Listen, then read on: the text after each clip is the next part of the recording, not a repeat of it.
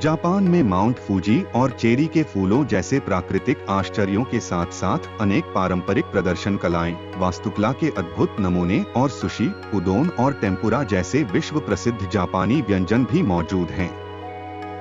इसके अलावा जापानी मांगा और एनीमे भी बेहद लोकप्रिय हैं और दुनिया भर में इनके अनगिनत प्रशंसक हैं। इसके अलावा अत्याधुनिक टेक्नोलॉजी और यूनिक सांस्कृतिक तत्व यह सुनिश्चित करते हैं कि जापान में हर दिन सुखद आश्चर्यों से भरा हो। हालांकि अपरिचित रीति रिवाजों से भरे इस देश में आप अनजाने में समय समय पर कुछ नियम तोड़ सकते हैं। तो आइए इस वीडियो के माध्यम से जापान में सुरक्षित और आरामदायक जीवन का आनंद लेने के लिए जापानी नियमों के बारे में जानें।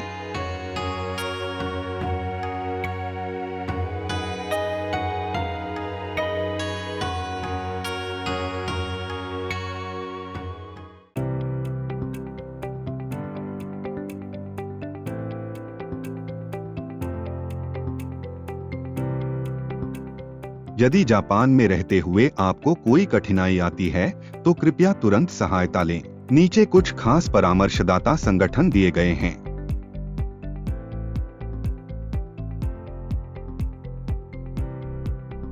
योत्सुया शिंजुकुकु टोक्यो में स्थित विदेशी निवासी सहायता केंद्र फ्रेस्क है, जो व्यापक सुविधा के रूप में काम करता है और जापान में विदेशी नागरिकों की सहायता करने वाली विभिन्न सरकारी एजेंसियों को एक साथ लाता है। जापान में रहने वाले विदेशी नागरिकों के लिए फ्रेस्क कई परामर्श सेवाएं देता है। निम्नलिखित मामले परामर्श के लिए उपलब्ध हैं। निवास की स्थिति से संबंधित पूछताछ, कार्य संबंधी पूछताछ, मानवाधिकार से संबंधित पूछताछ, वीजा से संबंधित पूछताछ, कानून से संबंधित पूछताछ। कृपया जनरल इंफॉर्मेशन डेस्क पर जाएं, जहां कर्मचारी आपकी पूछताछ के आधार पर आपको उचित काउंटर पर निर्देशित करेंगे। विदेशी भाषा से संबंधित परामर्श सेवाएं उपलब्ध हैं। फ्रेस्क निम्नलिखित लाभ प्रदान करता है। निःशुल्क परामर्श उपलब्ध है। गुमनाम परामर्श स्वीकार किए जाते हैं। ऑनलाइन परामर्श उपलब्ध कराया जाता है। सभी परामर्श सेवाएं एक ही मंजिल पर उपलब्ध हैं।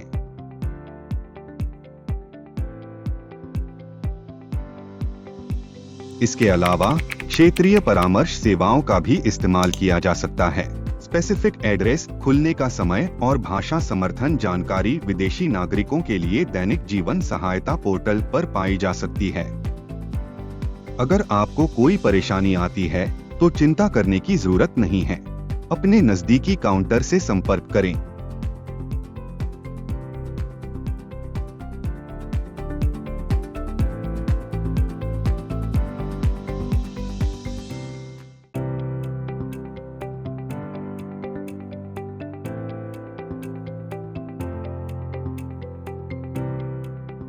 जापानी भाषा सीखने से जापान में आपका दैनिक जीवन ज्यादा आरामदायक और सरल हो जाएगा। जापानी भाषा में बातचीत करने और दैनिक जीवन में इसे अपनाने के लिए सुझाव दिया जाता है कि आप नियमित रूप से जापानी भाषा का अध्ययन करें। निम्नलिखित में जापानी लर्निंग वेबसाइट सुनाहिरो के साथ साथ विभिन्न स्थानों पर जापानी भाषा कक्षाओं का परिचय दिया जाएगा।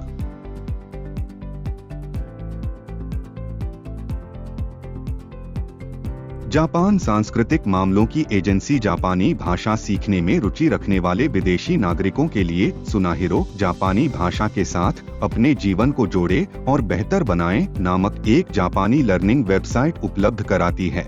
सुनाहिरो को जापान में विदेशी नागरिकों को दैनिक संचार और जीवनयापन के लिए बेसिक जापानी स्किल सीखने में मदद करने के लिए डिजाइन किया गया है। उपयोगकर्ता अपने जापानी प्रोफिशिएंसी लेवल और डिजायर सिचुएशन कॉन्टेक्स्ट के आधार पर लर्निंग मटेरियल चुन सकते हैं। इसमें खरीदारी, बैंकिंग, रेल यात्रा और सरकारी कार्यालय के प्रोसेस के साथ साथ विभिन्न दैनिक सिनेरियो को शामिल किया गया है। मल्टीलिंगुअल सपोर्ट के साथ बिगिनर्स भी बिना किसी बाधा के सीखना शुरू कर सकते हैं। इस URL के माध्यम से सुनाहिरो वेबसाइट तक एक्सेस लें। कृपया सुनाहिरो में जापानी सीखने के बाद इसे रियल लाइफ में सक्रिय रूप से इस्तेमाल करें।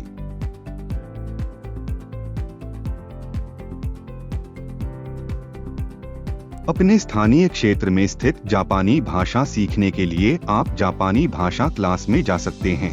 स्थानीय निवासियों के साथ मिलकर आप जापानी भाषा सीख सकते हैं। जापानी भाषा की कक्षाएं स्थानीय शहर, वार्ड, कस्बे, गांव और इंटरनेशनल फ्रेंड्स एंड इवेंट्स जैसे संगठनों के माध्यम से दी जाती हैं। कुछ कक्षाएं निःशुल्क हैं।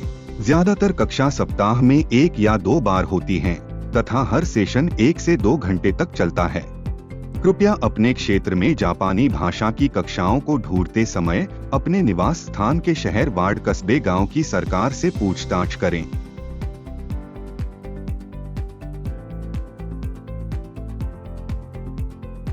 नीचे जापानी भाषा सीखने वाले विदेशी नागरिकों के साक्षात्कार का वीडियो दिया गया है। हम आशा करते हैं कि जापान में रहने वाले लोगों के प्रत्यक्ष अनुभवों के माध्यम से हम आपके दैनिक जीवन की बेहतर योजना बनाने में आपकी मदद कर सकेंगे। सवाल 1, आप जापान में कितने समय से हैं?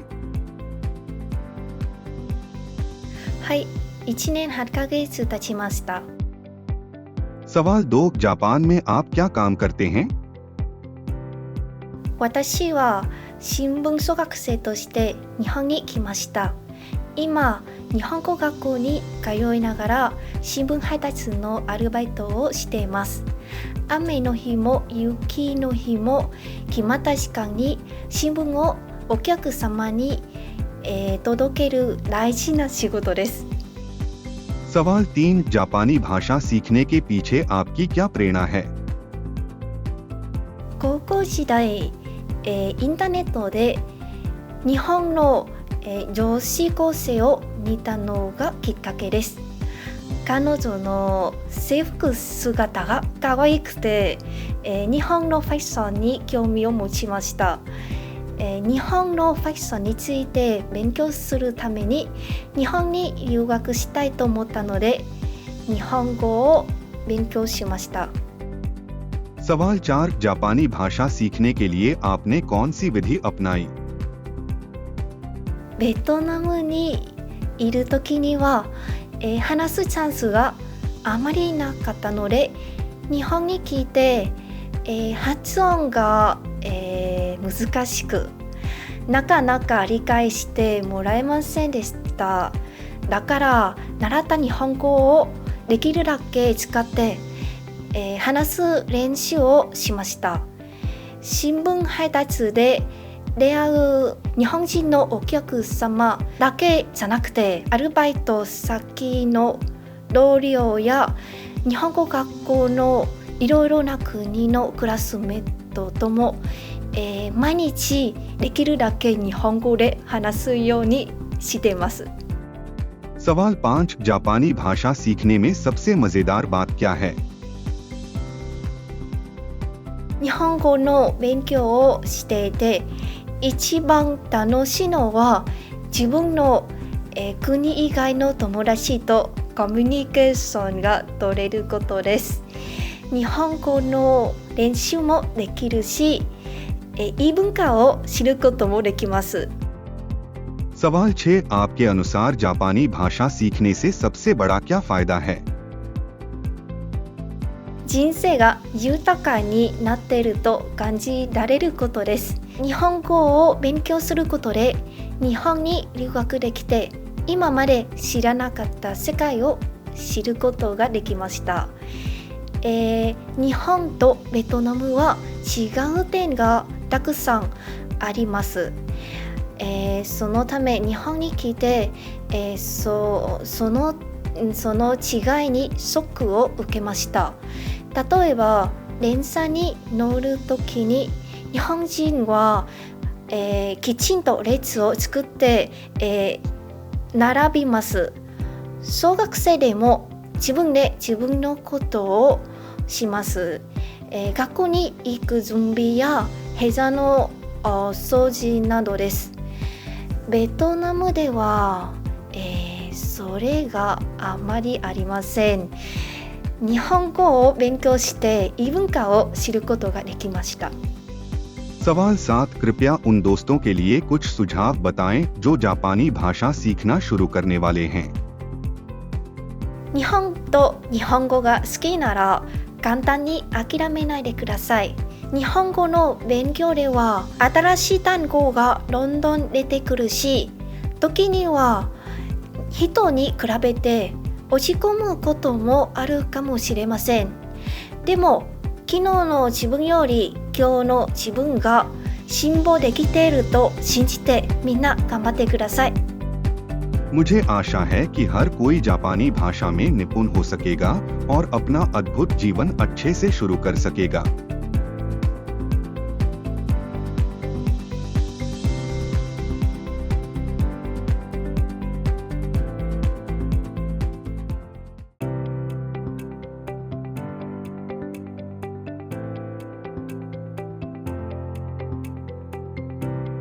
दैनिक जीवन की इस गाइडेंस वीडियो को अंत तक देखने के लिए धन्यवाद। यदि आप ज्यादा जानकारी प्राप्त करना चाहते हैं या आपके जीवन में कठिनाइयां हैं, तो कृपया guidebook on living and working और a daily life support portal for foreign nations पर जाएं।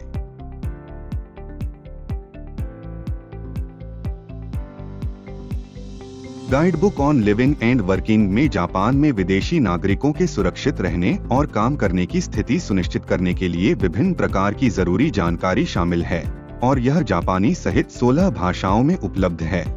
इसे समझने में आसान बनाने के लिए हमने कई लेजेंड्स, पिक्चर और अन्य कंटेंट ऐड किए हैं। आप इसे देख सकते हैं। आसान जापानी भाषा से संबंधित जानकारी भी प्रकाशित की जाती है। Guidebook on living and working इस URL पर देखी जा सकती है।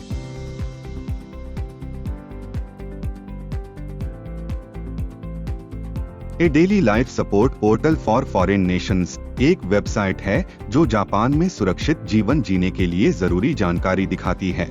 राष्ट्रीय अधिसूचनाएं जापानी सरकार द्वारा आपकी सुविधा के लिए कई भाषाओं में उपलब्ध कराई जाती हैं। आप इस URL के माध्यम से a daily life support portal for foreign nations तक एक्सेस पा सकते हैं। कृपया नियमित रूप से जानकारी की जांच और सत्यापन करना अपनी आदत बना लें। यह वीडियो जापान के बेसिक नियमों और रीति रिवाजों से परिचित कराता है। जब आप पहली बार जापान पहुंचेंगे, तो अपने देश के नियमों और रीति रिवाजों में अंतर के कारण आप भ्रमित महसूस कर सकते हैं। हालांकि सामंजस्यपूर्ण सहअस्तित्व की इच्छा केवल आप तक ही सीमित नहीं है, बल्कि जापानी लोग भी यही लालसा रखते हैं। जापान में आपका स्वागत है। हम आशा करते हैं कि आप जापान में एक संपूर्ण जीवन का आनंद लेंगे।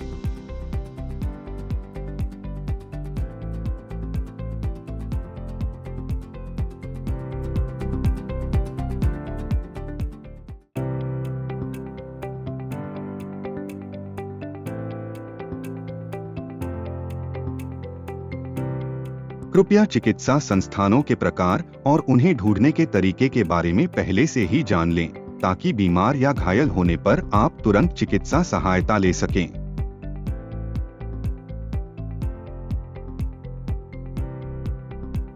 उपयुक्त चिकित्सा संस्थान का दौरा बीमारी या चोट की गंभीरता के आधार पर अलग-अलग हो सकता है।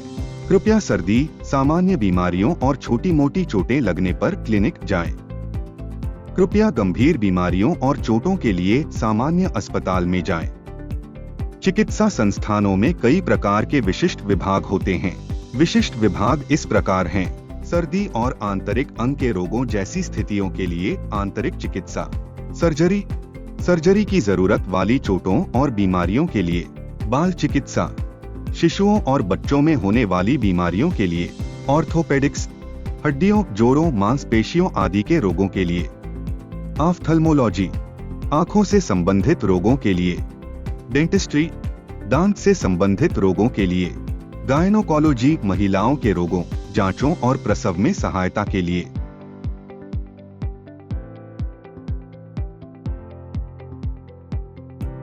कुछ चिकित्सा संस्थान चिकित्सा दुभाषियों सहित विदेशी भाषा की सहायता भी देते हैं। चिकित्सा संस्थानों को ढूंढते समय इंटरनेट का सही इस्तेमाल करें या अपने शहर, वार्ड, कस्बे, गांव की सरकार या अंतर्राष्ट्रीय मित्र एवं कार्यक्रम से परामर्श लें। इसके अलावा जापान राष्ट्रीय पर्यटन संगठन की वेबसाइट के माध्यम से आप विदेशी भाषाओं में चिकित्सा संस्थानों को सर्च कर सकते हैं।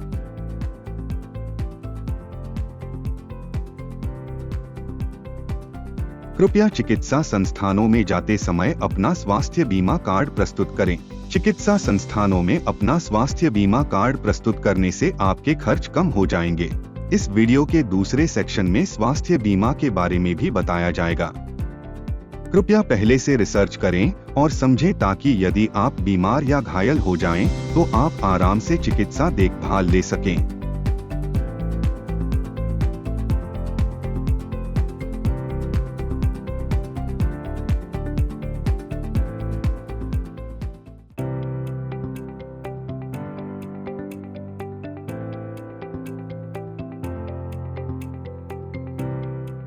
विभिन्न देशों में ट्रैफिक नियम अलग अलग होते हैं। जापान में आपको जापानी ट्रैफिक नियमों का पालन करना होगा। जापान में यह नियम है कि पैदल यात्रियों को सड़क के दाईं ओर चलना चाहिए, जबकि कार और साइकिल को बाईं ओर चलना चाहिए। ट्रैफिक लाइट अगर हरी जल रही है तो आप जा सकते हैं, वहीं ट्रैफिक लाइट अगर लाल या पीली जल रही है तो आपको रुकना होगा। हरी लाइट के जलते और बंद रहने का मतलब भी रुकना होता है।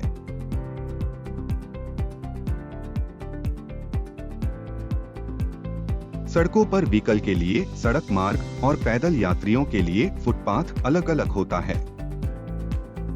पैदल चलते समय फुटपाथ का इस्तेमाल करें। जहां पर फुटपाथ न हो वहां सड़क के दाईं ओर चलें।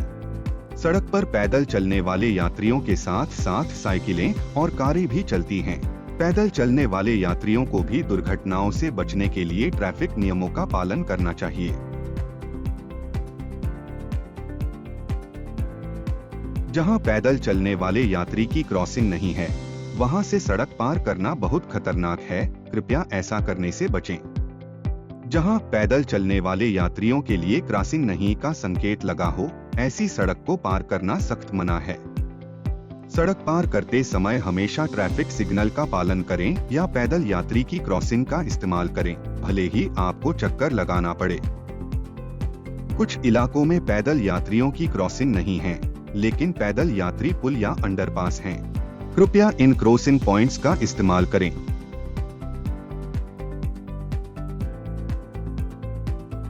रेलवे क्रॉसिंग पर जब अलार्म बजता है तो इसका मतलब है कि ट्रेन आ रही है।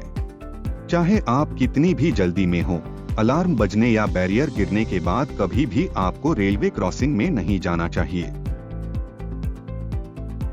जब अलार्म बजने लगे या बैरियर नीचे आने लगे तो कृपया ट्रेन के गुजरने तक धैर्यपूर्वक प्रतीक्षा करें। रेलवे क्रॉसिंग में प्रवेश न करें।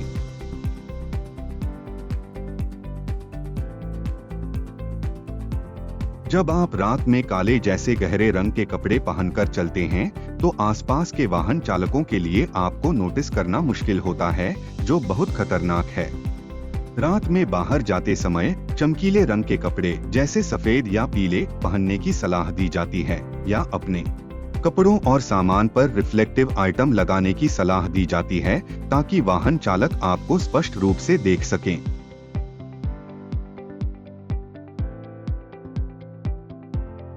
सड़कों पर चलना या वहां ज्यादा देर तक खड़े रहना बेहद खतरनाक है, कृपया ऐसा करने से बचें। उदाहरण के लिए, भले ही आप कोई सुंदर दृश्य दिख रहा हो, फोटो लेने के लिए कभी भी सड़क पर खड़े न हो।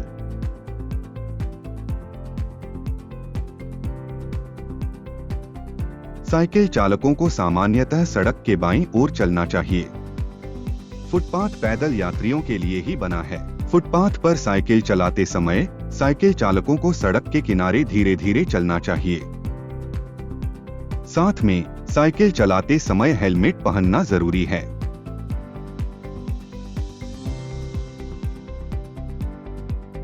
किसी यात्री को बैठाकर साइकिल चलाना प्रतिबंधित है। एक दूसरे के साइड में साइकिल चलाना प्रतिबंधित है। साइकिलें केवल एक ही राइडर के लिए होती हैं। दूसरे साइकिल चालकों के साथ साइकिल चलाते समय कृपया लाइन में चलें।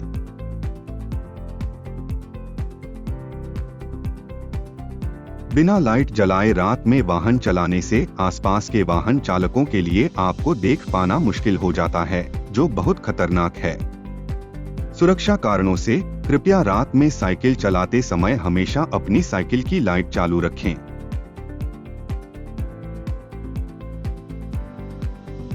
सुरक्षा की जांच किए बिना किसी चौराहे पर जाना बेहद खतरनाक है। कारों की तरह साइकिलों को भी ट्रैफिक सिग्नल का पालन करना चाहिए।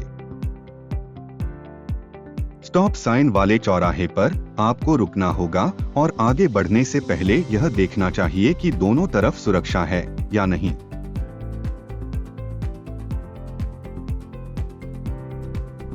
नशे में गाड़ी चलाना बिल्कुल मना है।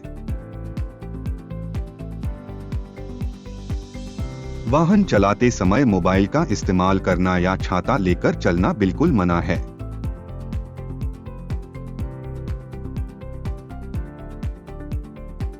वाहनों को सड़क के बाईं ओर ही चलना चाहिए। कारों की स्पीड पैदल यात्रियों या साइकिलों को पास करते समय धीमी होनी चाहिए। मोटर व्हीकल चलाने के लिए ड्राइवर लाइसेंस होना जरूरी है।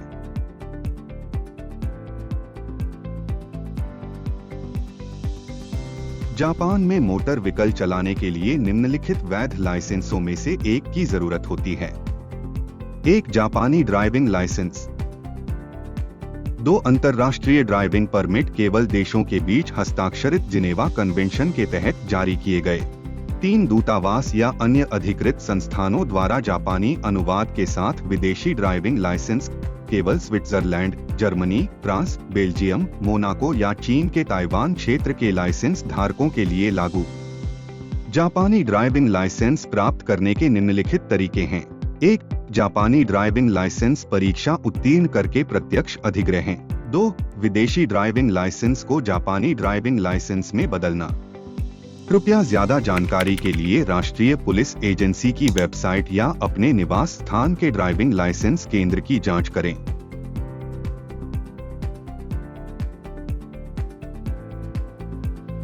बिना ड्राइविंग लाइसेंस के मोटर व्हीकल चलाना पूरी तरह से प्रतिबंधित है। मोटर व्हीकल चलाते समय आपको ड्राइविंग लाइसेंस साथ में रखना जरूरी है। पुलिस अधिकारी के मांगने पर ड्राइवरों को अपना लाइसेंस दिखना जरूरी है।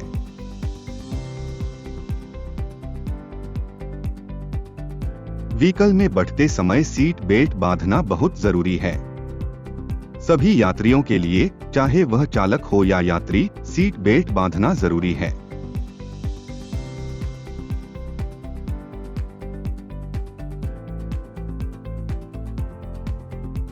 ट्रैफिक लाइट का मतलब हर देश में अलग अलग होता है। जापान में लाल बत्ती जलने पर सीधे चलना, बाएं मुड़ना या दाएं मुड़ना बिल्कुल निषेध है। जब आपको लाल बत्ती दिखाई दे तो बिना हिले रुकें और प्रतीक्षा करें। हालांकि इसके कुछ अपवाद भी हैं, जैसे कि जब लाल बत्ती और नीला तीर एक साथ जल रहे हों, तो उसे केवल तीर द्वारा बताई गई दिशा में ही चलना चाहिए।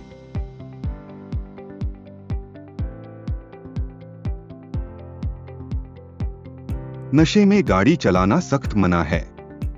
शराब पीकर गाड़ी चलाने वाले व्यक्ति को नौकरी पर न रखें तथा शराब पीकर गाड़ी चलाने वाले व्यक्ति की गाड़ी में बैठने से बचें।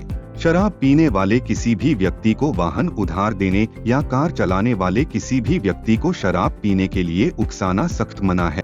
वाहन चलाते समय फोन का इस्तेमाल करना मना है। ट्रैफिक नियमों का पालन करने का मतलब है अपने और दूसरों के जीवन की रक्षा करना। आइए सुरक्षित यात्रा के लिए ट्रैफिक नियमों का पालन करें।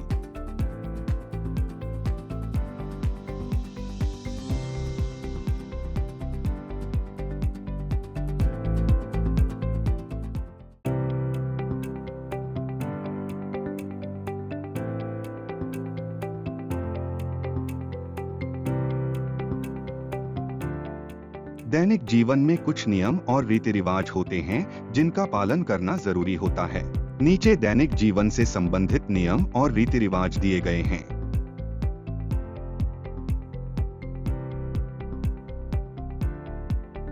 जापान में घरेलू कचरे को इकट्ठा करके रिसाइकलिंग के लिए बनाए गए संग्रहण केंद्रों में डालना जरूरी है।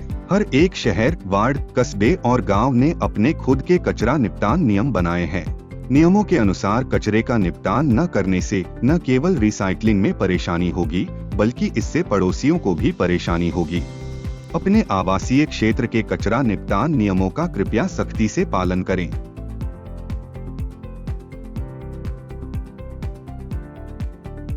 बिना छांटे गए कचरे का निपटान न करें। निपटान करते समय कचरे को उसके प्रकार के हिसाब से अलग किया जाना चाहिए। कचरा के प्रकारों में ज्वलनशील कचरा, गैर ज्वलनशील कचरा, रिसाइकल करने योग्य कचरा और बड़ा कचरा शामिल हैं। कचरा वर्गीकरण के तरीके शहर, वार्ड, कस्बे, गांव के हिसाब से अलग अलग होते हैं, इसलिए कृपया अपने शहर, वार्ड, कस्बे, गांव के नियमों का पालन करें।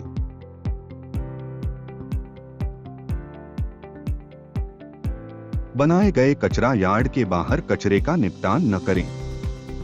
कचरा संग्रहण के दिन कचरा न फेंकें।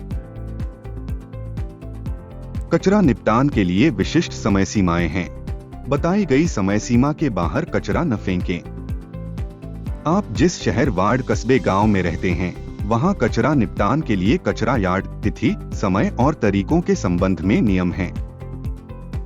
कचरे का निपटान संग्रहण के दिन ज्यादातर सुबह ही कर दिया जाता है। कृपया कचरे का निपटान बताए गए स्थान, तिथि, समय और विधि से करें। कुछ शहरों, वार्डों, कस्बों, गांवों में कचरा निपटान के लिए विशेष थैलियां होती हैं, जिन्हें दुकानों से कचरा निपटान के लिए खरीदना पड़ता है। बताए गए स्थानों के अलावा दूसरे स्थानों पर कचरा फेंकना अपराध है और आपको अवैध रूप से कचरा फेंकने पर दंडित किया जा सकता है। कृपया कचरा निपटान के बारे में ज्यादा जानकारी के लिए अपने निवास स्थान के शहर, वार्ड, कस्बे, गांव की सरकार से पुष्टि करें।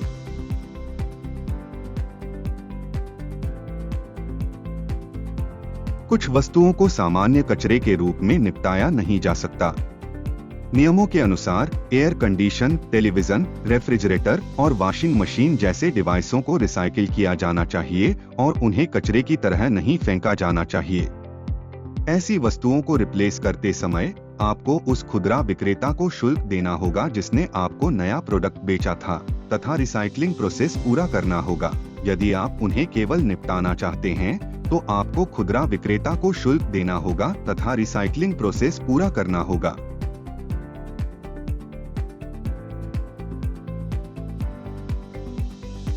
जापानी लोग आमतौर पर मानते हैं कि तेज आवाज या शोर मचाने से दूसरे लोगों को परेशानी होती है। भले ही आपको कोई परेशानी न हो, ये आवाजें पड़ोसियों के लिए शोर पैदा करती है। उन्हें परेशान करने से बचने के लिए समय और अवसर का ध्यान रखें।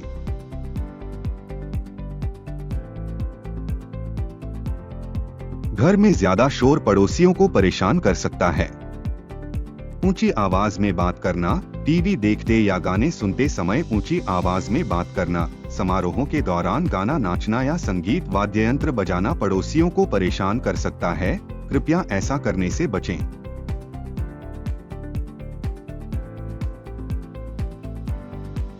वॉशिंग मशीन, वैक्यूम क्लीनर का इस्तेमाल करना या देर रात या सुबह स्नान करना दूसरे लोगों के आराम में दखल डाल सकता है। कृपया इन घंटों के दौरान शोर मचाने से बचें।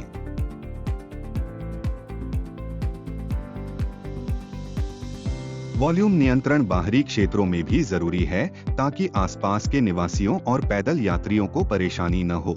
सार्वजनिक स्थानों पर शराब न पिएं और शोर मचाते हुए सड़क पर इकट्ठा न हो।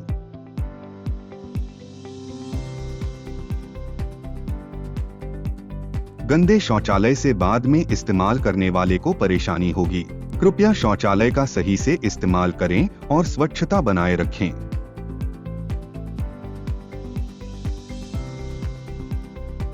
कूड़ेदान में टॉयलेट पेपर को नहीं फेंकना चाहिए। टॉयलेट पेपर पानी में घुलनशील पदार्थ से बना होता है।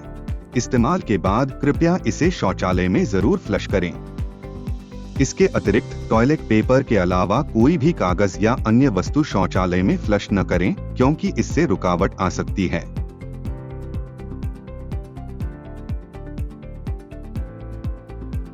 कूड़े-कचरे को शौचालय में न छोड़ें। शौचालय कोई कूड़ाघर नहीं है। सार्वजनिक शौचालयों और दुकानों के शौचालयों का इस्तेमाल बहुत से लोग करते हैं। यह ध्यान में रखते हुए कि अगला उपयोगकर्ता आराम से इनका इस्तेमाल कर सके, इसलिए कृपया कोई भी कचरा पीछे न छोड़े।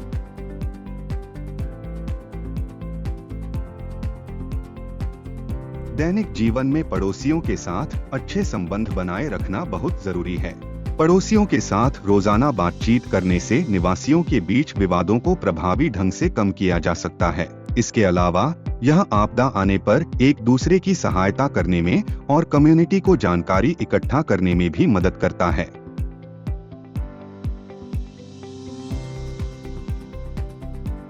रोजाना अपने पड़ोसियों से नमस्कार करने की आदत बनाने में कोई बुराई नहीं है। कृपया अपने क्षेत्र में सामुदायिक सफाई, त्योहारों और अन्य समारोहिक गतिविधियों में भी एक्टिव रहें।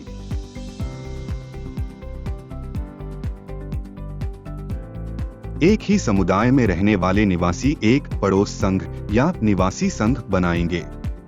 इस समूह का उद्देश्य सामूहिक गतिविधियों के माध्यम से समुदाय को बढ़िया रहने योग्य और सुरक्षित बनाना है। गतिविधियों के लिए जरूरी खर्च सदस्यों द्वारा मिलजुल कर किया जाएगा। इसमें शामिल होने से आपको समुदाय के निवासियों के साथ बातचीत करने और दैनिक जीवन में तथा आपदाओं के दौरान ज्यादा पारस्परिक सहयोग पाने के अवसर मिलेंगे। कृपया विशिष्ट आयोजन विवरण के लिए अपने निवास स्थान के शहर, वार्ड, कस्बे, गांव की सरकार से पूछताछ करें। आइए हम दैनिक जीवन के नियमों का पालन करें, अपने आसपास के लोगों के साथ अच्छे संबंध बनाएं और एक सुरक्षित और सुखद रहने योग्य वातावरण बनाने के लिए मिलकर काम करें।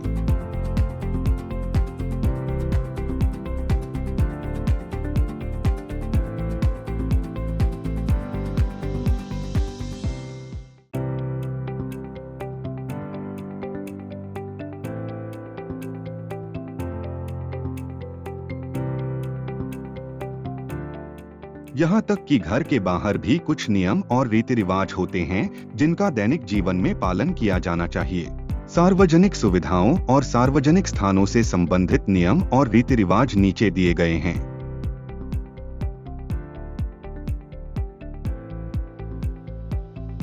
गर्म पानी के झरने और सार्वजनिक स्नानागार कई लोगों द्वारा शेयर की जाने वाली स्नान सुविधाएं हैं। दूसरों को परेशानी से बचाने के लिए कृपया जापानी स्नान शिष्टाचार नियमों का पालन जरूर करें।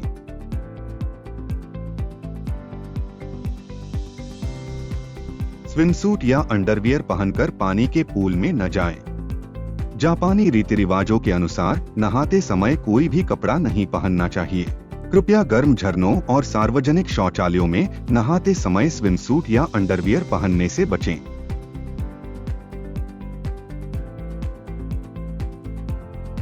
नहाने के पानी को खराब होने से बचाने के लिए तौलिए को पूल के पानी में न डुबोएं। कृपया तौलिए को पूल के पानी में डुबाने से बचें।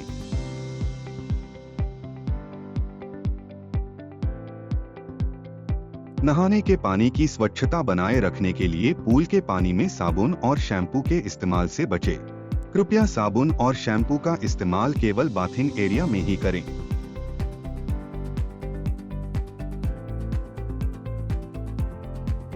रेलगाड़ियां और बसें भीड़-भाड़ वाली सीमित सार्वजनिक जगहें हैं। अपने शब्दों और कामों के प्रति सचेत रहें ताकि अनजाने में आपके आसपास के लोगों को परेशानी न हो। कृपया रेलगाड़ियों और बसों में ऊंची आवाज में बात करने या फोन कॉल करने से बचें, क्योंकि यह शिष्टाचार नियमों का उल्लंघन है।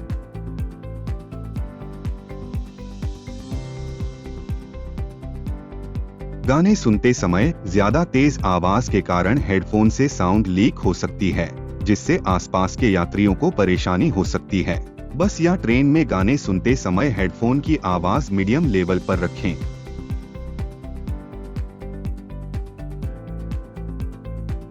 भीड़-भाड़ वाली स्थिति में दोनों कंधों पर पहना गया बैकपैक दूसरों से टकरा सकता है और इससे परेशानी हो सकती है। कृपया जब ट्रेन में भीड़ हो तो अपना सामान ले जाने में सावधानी बरतें, जैसे अपना बैग अपने हाथ में या सामने रखें।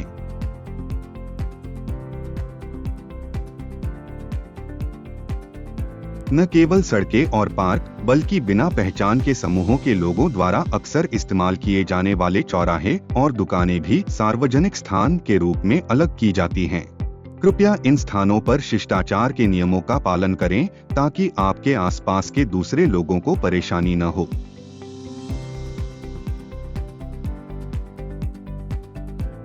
कूड़ा कचरा, सिगरेट आदि सार्वजनिक स्थानों पर न फेंकें। कूड़ा कचरा फैलाने से न सिर्फ पैदल चलने वालों का मूड खराब होता है, बल्कि पर्यावरण भी प्रदूषित होने के साथ साथ आग लगने या दुर्घटनाएं होने का भी डर होता है। अवैध रूप से कूड़ा कचरा फैलाने पर आपको जुर्माना भी भरना पड़ सकता है। इसके अलावा निर्धारित क्षेत्रों के बाहर कूड़ा कचरा फैलाना एक दंडनीय अपराध है। भले ही आपको तुरंत कूड़ेदान न मिले, लेकिन कभी भी अनजान जगहों पर कचरा न फेंकें। जब कोई कूड़ादान उपलब्ध न हो तो अपना कूड़ा कृपया अपने साथ घर ले जाएं।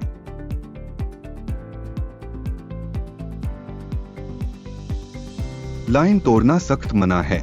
लाइन में सही लगे रहने की बजाय लाइन तोड़ने से न केवल दूसरों को परेशानी होती है, बल्कि विवाद भी हो सकता है।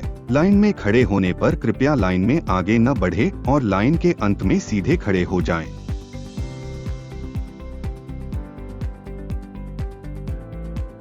घर के अंदर धूम्रपान करना आमतौर पर बिल्कुल मना है।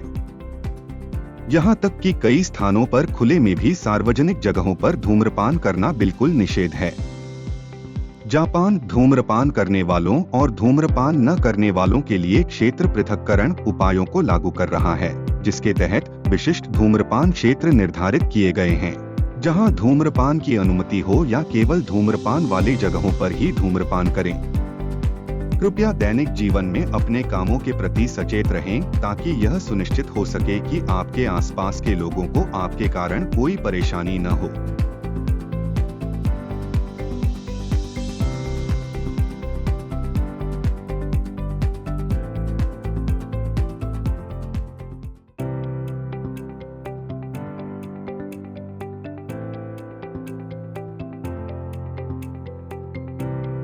कृपया किसी आपात स्थिति या आपदा के दौरान अपना तथा अपने आसपास के लोगों का जीवन बचाने के लिए आपातकालीन संपर्क नंबरों, आपदा रोकथाम उपायों और निकासी विधियों से पहले ही परिचित हो जाएं।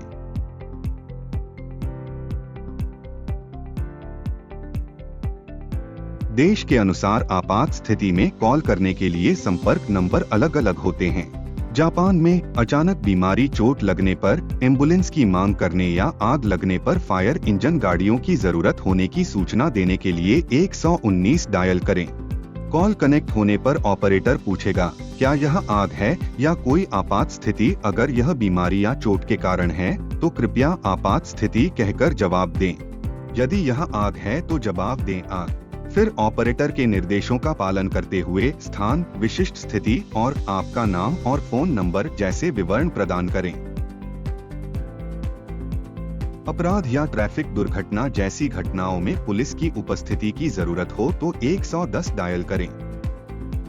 110 पर कॉल करने पर ऑपरेटर पूछेगा, क्या यह अपराध है या दुर्घटना? तो कृपया सच्चाई से जवाब दें। कृपया ऑपरेटर के सवालों का जवाब दें, जैसे क्या हुआ, कब और कहां, और आपका नाम और phone number. Ambulance, fire truck या पुलिस सहायता के लिए 119 या 110 पर कॉल करने पर कोई शुल्क नहीं है। कृपया किसी भी आपात स्थिति में तुरंत फोन करें। अगर आप खुद फोन नहीं कर सकते हैं तो आसपास के लोगों से मदद मांगें। कृपया ध्यान दें कि सार्वजनिक फोन से भी आपातकालीन कॉल निःशुल्क हैं।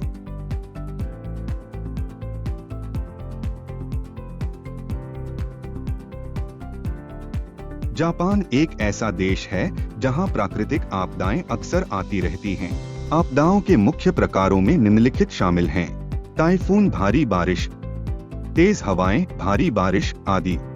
तूफान और भारी बारिश से नदियों में अचानक बाढ़ आ सकती है और भूस्खलन हो सकता है। भूकंप, जमीन हिलती है। भूकंप के कारण इमारतें गिर सकती हैं या आग लग सकती है। सुनामी, समुद्र के पानी में जोरदार भूकंप के कारण असामान्य उछाल आता है और बड़ी लहरें भूमि की ओर आगे बढ़ती हैं। सुनामी केवल तट तक ही सीमित नहीं रहती, वह तटबंधों को पार करके देश के अन्य भागों में भी आ जाती है। ज्वालामुखी विस्फोट, ज्वालामुखी से गर्म मैग्मा, गैस, राख आदि का विस्फोट। जापान में 2023 तक कुल 111 सक्रिय ज्वालामुखी होंगे। प्राकृतिक आपदाओं का समय और स्थान निश्चित नहीं होता है। जरूरी बात यह है कि सामान्य समय में ही निवारक उपाय कर लिए जाने चाहिए, ताकि आपदा की स्थिति में आपके जीवन की रक्षा की जा सके। कृपया 3 दिन से लेकर 1 सप्ताह तक के लिए जरूरी आपातकालीन आपूर्ति जैसे कि खाने का सामान, पीने का पानी, बैटरी, टॉर्च और प्राथमिक चिकित्सा के सामान का स्टॉक पहले से ही कर लें।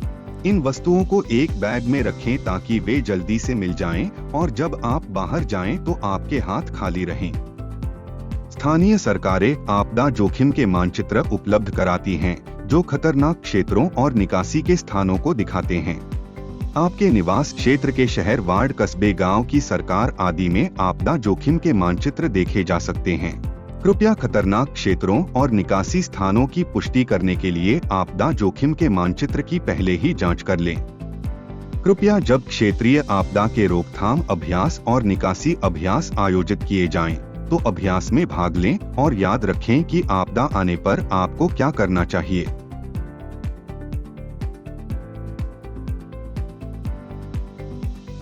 जब कोई आपदा आए तो अगर आपको लगता है कि आपका स्थान खतरनाक है या यदि शहर, वार्ड, कस्बा, गांव की सरकार निकासी का आदेश देती है, तो कृपया तुरंत सुरक्षित स्थान पर चले जाएं।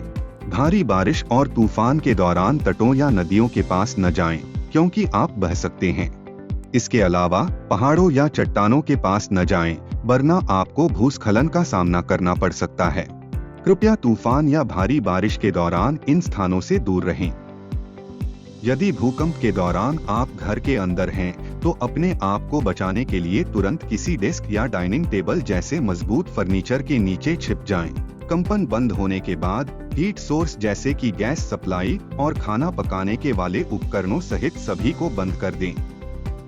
यदि आप भूकंप के दौरान बाहर हैं, तो अपने सिर को ढकने के लिए अपने बैग या अन्य वस्तुओं का इस्तेमाल करें तथा किसी खुले, सुरक्षित स्थान पर चले जाएं। तेज भूकंप से सुनामी आ सकती है। भूकंप की स्थिति में यदि आप तट या नदी के पास हैं, तो तुरंत उस तट या नदी से दूर चले जाएं और किसी ऊंचे स्थान पर चले जाएं। सुनामी कई बार आ सकती है, इसलिए सुनामी की चेतावनी या सलाह के दौरान तट या नदियों के पास न जाएं। कृपया अपने घर से बाहर निकलते समय आग के सभी स्रोतों जैसे कि गैस सप्लाई और खाना पकाने के उपकरणों को बंद कर दें तथा निकलने से पहले सर्किट ब्रेकर को भी बंद कर दें।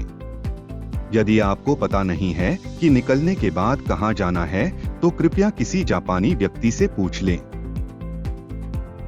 जापान मौसम विज्ञान एजेंसी मौसम, भूकंप, सुनामी, ज्वालामुखी आदि के बारे में जानकारी जारी करता है, जिसे एजेंसी की आधिकारिक वेबसाइट पर अलग अलग भाषाओं में देखा जा सकता है। इसके अलावा सूचना को टेलीविजन, रेडियो, इंटरनेट और स्मार्टफोन एप्लीकेशन जैसे विभिन्न माध्यमों से प्राप्त किया जा सकता है। आपात स्थितियां और आपदाएं कभी भी बिना किसी चेतावनी के घटित हो सकती हैं। कृपया पहले से ही पता लगा लें कि खतरे की स्थिति में क्या कार्रवाई करनी है।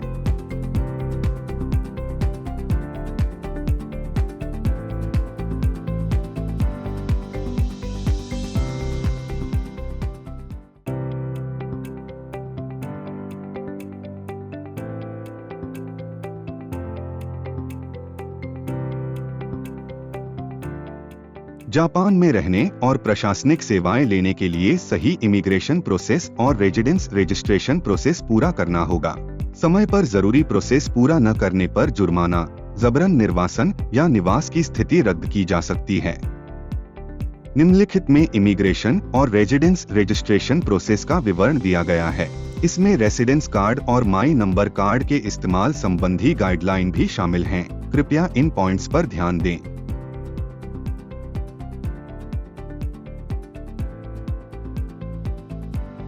विदेशी नागरिकों के लिए जापान में स्पष्ट रूप से बताया गया है कि उन्हें क्या एक्टिविटी करने की इजाजत है और कितने समय तक वे जापान में रह सकते हैं। विदेशी नागरिकों को निर्दिष्ट निवास शर्तों के तहत जापान में रहना होगा और अनुमत अवधि को प्रवास की अवधि कहा जाता है।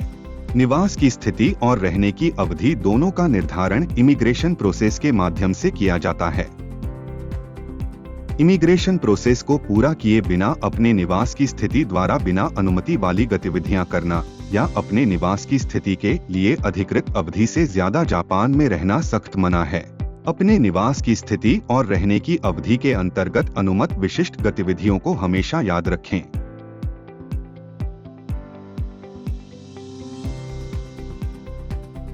जापान में रहने वाले विदेशी नागरिकों के लिए रेजिडेंस कार्ड पहचान पत्र का काम करता है। इसमें नाम और राष्ट्रीयता जैसी निजी जानकारी के साथ साथ निवास की स्थिति और रहने की अवधि भी शामिल होती है। 3 महीने से ज्यादा समय तक रहने वाले विदेशी नागरिकों पर्यटकों को छोड़कर को रीजन इमिग्रेशन सर्विस ब्यूरो द्वारा जारी रेजिडेंस कार्ड मिलेगा। बाहर जाते समय 16 साल या उससे ज्यादा की आयु के व्यक्तियों को अपना रेजिडेंस कार्ड अपने पास रखना होगा। अपना रेजिडेंस कार्ड किसी को भी सुरक्षित रखने के लिए उधार न दें या नहीं सौंपें। आपको अपना residence card region immigration service bureau के अधिकारियों या पुलिसकर्मियों के मांगने पर दिखाना होगा। इसके अलावा जापान में शहर, वार्ड, कस्बा, गांव की सरकार के साथ प्रक्रियाओं, अनुबंध पर हस्ताक्षर करने और अन्य स्थितियों के लिए रेजिडेंस कार्ड की जरूरत होती है, इसलिए इसे खोने से बचने के लिए सावधान रहें। यदि रेजिडेंस कार्ड खो गया है या खराब हो गया है तो आपको 14 दिनों के भीतर ही रीजन इमिग्रेशन सर्विस ब्यूरो में फिर से जारी करने के लिए आवेदन करना होगा। कृपया विस्तृत जानकारी और आवेदन के लिए जरूरी डॉक्यूमेंट के लिए रीजन इमिग्रेशन सर्विस ब्यूरो की वेबसाइट पर जाएं।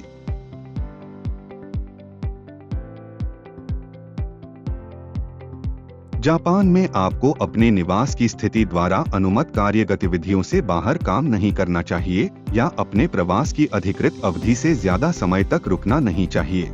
इनमें से किसी भी परिस्थिति में आपको रीजन इमिग्रेशन सर्विस ब्यूरो से अप्रूवल के लिए आवेदन करना होगा और अप्रूवल लेना होगा। यदि आप अपने वर्तमान प्रवास की अवधि समाप्त होने के बाद भी जापान में रहना चाहते हैं तो आपको अपने वर्तमान प्रवास की अवधि खत्म होने से पहले रीजन इमिग्रेशन सर्विस ब्यूरो को प्रवास अवधि विस्तार आवेदन प्रस्तुत करना होगा। यदि आप अपने निवास के उद्देश्य को बदलना चाहते हैं और अपनी वर्तमान निवास स्थिति से अलग गतिविधियों में काम करना चाहते हैं तो नई गतिविधियां शुरू करने से पहले रीजन इमिग्रेशन सर्विस ब्यूरो में निवास स्थिति में परिवर्तन आवेदन प्रस्तुत करें। जापान में जन्मे बच्चों के लिए कृपया जन्म के 14 दिनों के भीतर अपने निवास स्थान के शहर, वार्ड, कस्बे, गांव की सरकार के पास बर्थ रजिस्ट्रेशन प्रोसेस पूरा करें और जन्म के 30 दिनों के भीतर रीजन इमिग्रेशन सर्विस ब्यूरो को निवास का दर्जा प्राप्त करने की अनुमति के लिए आवेदन प्रस्तुत करें। आवेदन के लिए जरूरी डॉक्यूमेंट में पासपोर्ट, रेजिडेंस कार्ड, पहचान पत्र, फोटो, आवेदन पत्र, गतिविधि विवरण का प्रमाण आदि शामिल हैं। निवास की स्थिति के प्रकार के आधार पर गतिविधि प्रमाण के विवरण अलग अलग हो सकते हैं। कृपया विस्तृत जानकारी के लिए रीजन इमिग्रेशन सर्विस ब्यूरो की वेबसाइट पर जाएं।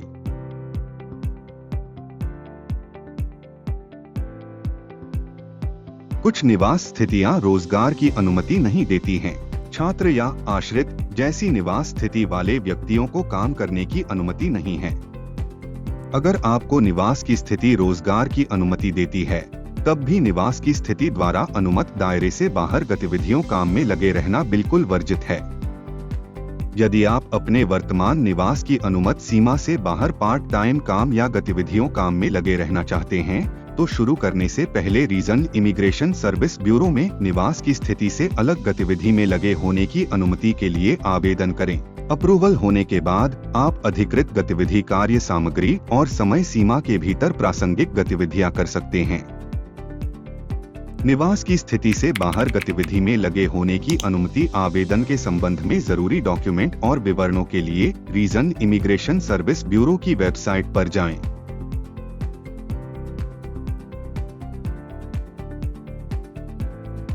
जब आप जापान छोड़ेंगे तो आपकी निवास स्थिति और रहने की अवधि समाप्त हो जाएगी, लेकिन जापान वापस लौटने पर आप उन्हीं गतिविधियों को करने के लिए अपनी मूल निवास स्थिति और रहने की अवधि को बनाए रखने के लिए जापानीज रीएंट्री सिस्टम का इस्तेमाल कर सकते हैं। यदि आप 1 साल के भीतर ही जापान वापस लौटने का प्लान बना रहे हैं, तो हवाई अड्डे या बंदरगाह पर जाने से पहले पासपोर्ट और रेजिडेंस कार्ड धारकों को रीएंट्री परमिट के लिए आवेदन करने की जरूरत नहीं है। कृपया जापान छोड़ते समय हवाई अड्डे या बंदरगाह के रीजन इमिग्रेशन सर्विस ब्यूरो में रीएंट्री रिकॉर्ड पर जरूरी जानकारी भरें, अपना पासपोर्ट और निवास कार्ड दिखाएं और अपना जापान वापस लौटने का इरादा बताएं। जापान छोड़ने के 1 साल के भीतर ही आप उसी निवास स्थिति और रहने की अवधि के साथ जापान में फिर से प्रवेश कर सकते हैं।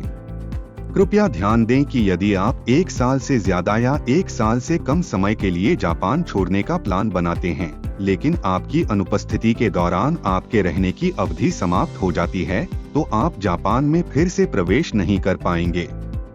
यदि आप 1 साल से ज्यादा समय के बाद जापान में फिर से आने का प्लान बना रहे हैं, तो कृपया जापान छोड़ने से पहले रीजन इमिग्रेशन सर्विस ब्यूरो से रीएंट्री परमिट के लिए आवेदन करें। अनुमति प्राप्त करने के बाद आप निवास की मूल स्थिति और रहने की अवधि के साथ रुकने की अवधि 5 साल तक के भीतर जापान में फिर से प्रवेश कर सकते हैं। यदि आप जापान से हमेशा के लिए जा रहे हैं, तो आपको अपना residence card region immigration service bureau को देना होगा। कृपया जापान छोड़ते समय अपना रेजिडेंस कार्ड हवाई अड्डे या बंदरगाह पर रीजन इमिग्रेशन सर्विस ब्यूरो को लौटा दें। यदि आप रीएंट्री परमिट अवधि के भीतर जापान वापस नहीं आते हैं, तो कृपया अपना residence card region immigration service bureau को वापस भेज दें। रीएंट्री परमिट आवेदनों और रेजिडेंस कार्ड वापसी के बारे में विस्तृत जानकारी के लिए कृपया रीजन इमिग्रेशन सर्विस ब्यूरो की वेबसाइट पर जाएं।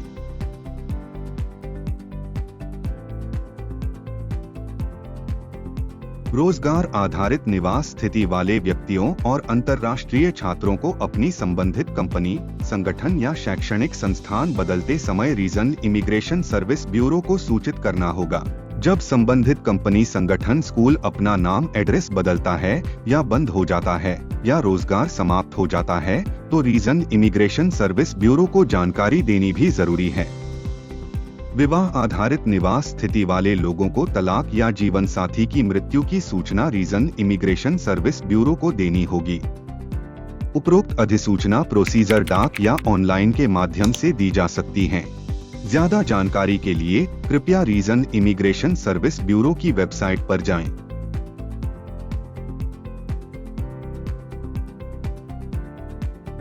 निर्वासन एक ऐसा सिस्टम है जिसके तहत कानून का उल्लंघन करने वाले विदेशी नागरिकों को जबरन जापान छोड़ने के लिए मजबूर किया जाता है।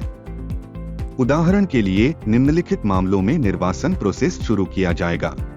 जापान में निवास की अनुमत अवधि से ज्यादा समय तक रहना, यहाँ तक कि केवल 1 दिन के लिए भी। इमिग्रेशन सर्विस एजेंसी के प्रोसेस को पूरा किए बिना अपने निवास की स्थिति द्वारा अनुमत दायरे से बाहर काम करना या दूसरों को ऐसे काम में शामिल करवाना। दूसरों के रेजिडेंस कार्ड का इस्तेमाल करना या अपना रेजिडेंस कार्ड दूसरों को उधार देना। जब विशिष्ट आपराधिक दंड के अधीन हो। नशीले पदार्थों से संबंधित कानूनों का उल्लंघन करने का दोषी पाए जाने पर। यह बात दंड की गंभीरता पर ध्यान दिए बिना लागू होती है।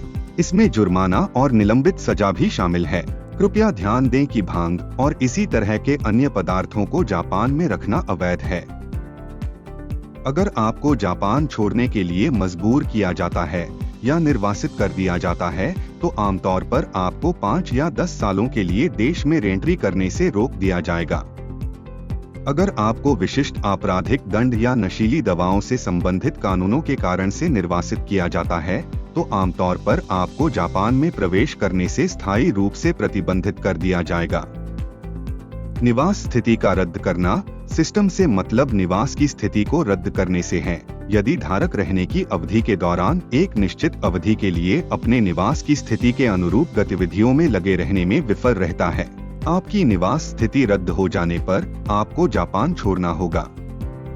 उदाहरण के लिए निम्नलिखित परिस्थितियों से निवास की स्थिति को रद्द करने की प्रक्रिया शुरू की जाएगी। अगर किसी रोजगार संबंधी निवास स्थिति धारक या अंतर्राष्ट्रीय छात्र ने अपनी कंपनी, संगठन या स्कूल से इस्तीफा दे दिया है या लगातार 3 महीने से ज्यादा समय तक अपने निवास स्थिति के अनुरूप गतिविधियों में शामिल नहीं हुआ है। जब विवाह आधारित निवास स्थिति का धारक तलाक या शोक के बाद लगातार 6 महीनों तक अपने निवास की स्थिति के अनुरूप गतिविधियों में लगे रहने में विफल रहता है। जब कोई रेजिडेंस कार्ड धारक लगातार 90 दिनों से ज्यादा समय तक अपना पता बताने में विफल रहता है।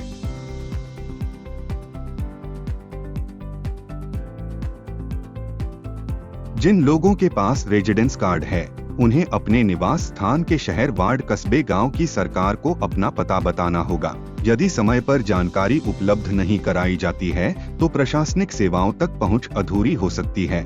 इसलिए जरूरी प्रोसेस पूरा करना सुनिश्चित करें। जापान में प्रवेश की अनुमति प्राप्त व्यक्तियों को निवास बनाने के 14 दिनों के भीतर ही अपने शहर, वार्ड, कस्बे, गांव की सरकार के पास मूविंग इन नोटिफिकेशन दाखिल करना होगा। रिलोकेशन प्रोसेस गंतव्य के आधार पर अलग अलग होती है। किसी अन्य शहर, वार्ड, कस्बे, गांव में स्थान बदलने से पहले अपने वर्तमान निवास स्थान के शहर, वार्ड, कस्बे, गांव की सरकार को मूविंग आउट नोटिफिकेशन प्रस्तुत करें। स्थान बदलने के बाद अपने स्थान बदलने की तिथि से 14 दिनों के भीतर ही अपने नए निवास स्थान के नगर, वार्ड, कस्बे, गांव की सरकार के पास मूविंग इन नोटिफिकेशन दाखिल करें। एक ही शहर, वार्ड, कस्बे, गांव के भीतर स्थान बदलने पर स्थान बदलने की तारीख से 14 दिनों के भीतर ही अपने निवास स्थान के शहर, वार्ड, कस्बे, गांव की सरकार को उसी शहर, वार्ड, कस्बे, गांव के भीतर स्थान बदलने का नोटिफिकेशन प्रस्तुत करें।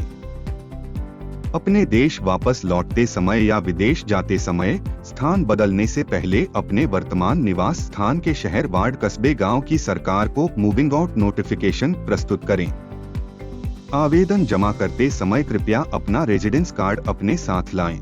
जिन लोगों को अभी तक रेजिडेंस कार्ड नहीं मिला है, उन्हें अपना पासपोर्ट साथ लाना चाहिए।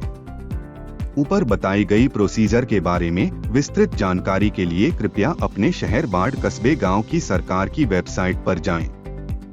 स्थान बदलते समय शहर, वार्ड, कस्बा, गांव की सरकार को सूचित करने के अलावा आपको सेवाएं प्रदान करने वाली उपयोगिता कंपनियों जैसे कि बिजली, गैस, पानी और टेलीफोन आदि के पास भी अपने पते में हुए बदलाव को रजिस्टर कराना होगा। कृपया विस्तृत जानकारी के लिए हर एक सेवा प्रदाता की आधिकारिक वेबसाइट पर जाएं।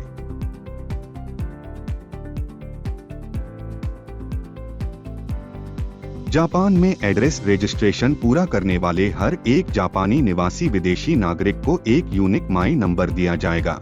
जापान में आपके एड्रेस की पुष्टि हो जाने और सरकार को मूविंग इन नोटिफिकेशन देने के बाद आपको डाक द्वारा माई नंबर नोटिफिकेशन कार्ड मिलेगा। यह कार्ड आपका माई नंबर दिखाता है। निम्नलिखित मामलों में माई नंबर की जरूरत है। पेंशन या बाल देखभाल भत्ते के लिए आवेदन करते समय, चिकित्सा सेवाएं प्राप्त करते समय, विदेश में पैसा भेजते या प्राप्त करते समय, बैंक अकाउंट ओपन करते समय।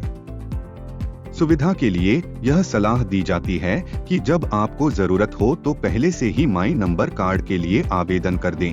माई नंबर कार्ड एक आइक चिप एम्बेडेड कार्ड है जो आपका माई नंबर दिखाता है। आपके माई नंबर और पहचान सत्यापन के प्रमाण के रूप में काम करने के अलावा माई नंबर कार्ड का इस्तेमाल कन्वेनियंस स्टोरों पर निवास प्रमाण पत्र प्रिंट करने और ऑनलाइन कुछ प्रशासनिक प्रक्रियाओं को पूरा करने के लिए भी किया जा सकता है। माई नंबर कार्ड पाने के लिए आपको अपने निवास स्थान के शहर, वार्ड, कस्बे, गांव की सरकार के माध्यम से आवेदन करना होगा। स्थान बदलते समय आप अपना आवेदन अपनी मूविंग इन नोटिफिकेशन के साथ ही प्रस्तुत कर सकते हैं। पहली बार आवेदन निःशुल्क है। अपना माई नंबर कार्ड पाने के बाद यदि आपके नाम, एड्रेस आदि में कोई बदलाव होता है तो कृपया अपने निवास स्थान के शहर, वार्ड, कस्बे, आपके रहने की अवधि के अंतिम दिन ही माई नंबर कार्ड की वैधता समाप्त हो जाती है।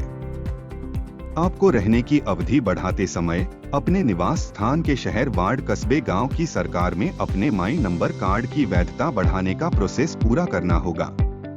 यदि आप प्रवास विस्तार या निवास स्थिति में बदलाव के लिए आवेदन करते हैं लेकिन आपके माई नंबर कार्ड की समाप्ति से पहले आपको कोई परिणाम नहीं मिलता है तो आपको माई नंबर कार्ड की वैधता विस्तार प्रक्रिया भी पूरी करनी होगी।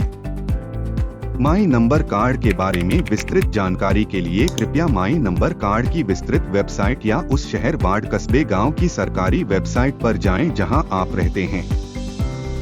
कृपया इमिग्रेशन प्रोसीजर और रेजिडेंस रजिस्ट्रेशन प्रोसेस के नियमों को जरूर समझ लें तथा जरूरी आवेदन और घोषणाएं प्रस्तुत करना न भूलें।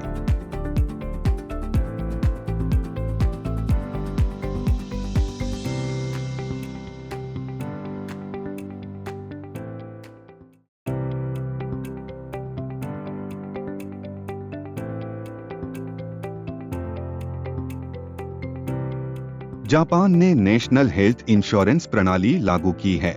पॉलिसी धारक मंथली प्रीमियम का भुगतान करता है जो बीमारी या चोट के कारण अस्पताल के खर्चों को कवर करने में मदद करता है।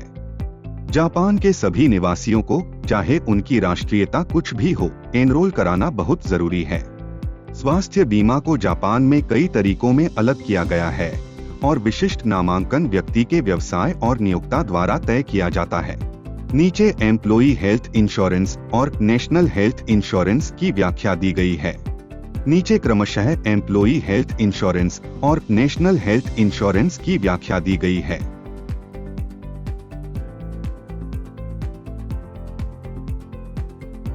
एम्प्लॉई हेल्थ इंश्योरेंस कवरेज के लिए योग्य व्यक्तियों में ठेकेदारी के तौर पर काम से संबंधित कर्मचारी शामिल हैं, जो हर सप्ताह 20+ घंटे काम करने जैसी शर्तों को पूरा करते हैं तथा जापान में उनके आश्रित उनकी देखरेख में रहते हैं। छात्र कर्मचारी कवरेज के लिए योग्य नहीं हैं, भले ही वे 20 से ज्यादा साप्ताहिक कार्य घंटे में काम करते हों। एम्प्लॉई हेल्थ इंश्योरेंस एनरोलमेंट के लिए नियोक्ता के माध्यम से आवेदन प्रोसेस की जरूरत होती है। बीमा कवर मिलने के बाद बीमाधारक को नियमों के अनुसार प्रीमियम का भुगतान करना होगा। एम्प्लॉई हेल्थ इंश्योरेंस प्रीमियम की भुगतान बीमाधारक और नियोक्ता 50 से 50% के हिसाब से करते हैं। कर्मचारी का कंट्रीब्यूशन नियोक्ता द्वारा वेतन से ऑटोमेटिकली काट लिया जाता है, इसके लिए किसी दूसरे प्रोसेस की जरूरत नहीं होती। एम्प्लॉई हेल्थ इंश्योरेंस में एनरोलमेंट के बाद बीमाधारक को एक बीमा कार्ड दिया जाएगा। किसी भी चिकित्सा संस्थान में जाते समय इस बीमा कार्ड को दिखाने से बीमाधारक को बीमारी या चोट के कारण होने वाले चिकित्सा खर्चे को कम करने में मदद मिलती है। इसके अलावा विशिष्ट परिस्थितियों में एम्प्लॉई हेल्थ इंश्योरेंस एनरोलमेंट बीमाधारक को सब्सिडी के लिए योग्य बनाता है। उदाहरणों में निम्नलिखित स्थितियां शामिल हैं: उच्च चिकित्सा व्यय का भुगतान करना, बच्चे को जन्म देना, चोट, बीमारी या प्रसव के कारण ली गई छुट्टी के कारण आय में कमी के कारण। एम्प्लॉई हेल्थ इंश्योरेंस से संबंधित विशिष्ट जानकारी के लिए कृपया अपने नियोक्ता से परामर्श करें।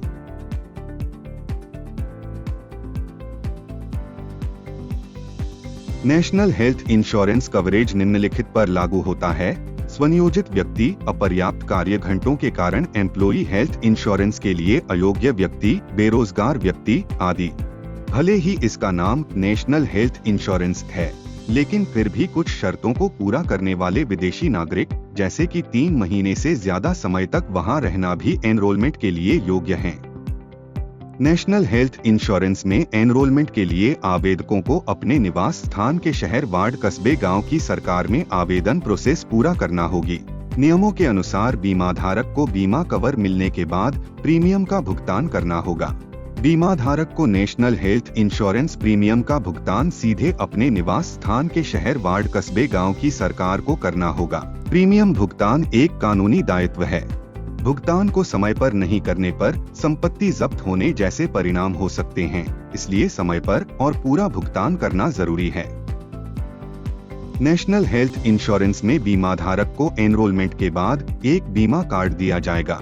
जब आप उपचार के लिए किसी बीमारी या चोट के कारण चिकित्सा संस्थान में जाते हैं, तब आप अपना स्वास्थ्य बीमा कार्ड दिखाकर अपने चिकित्सा खर्चे को कम कर सकते हैं।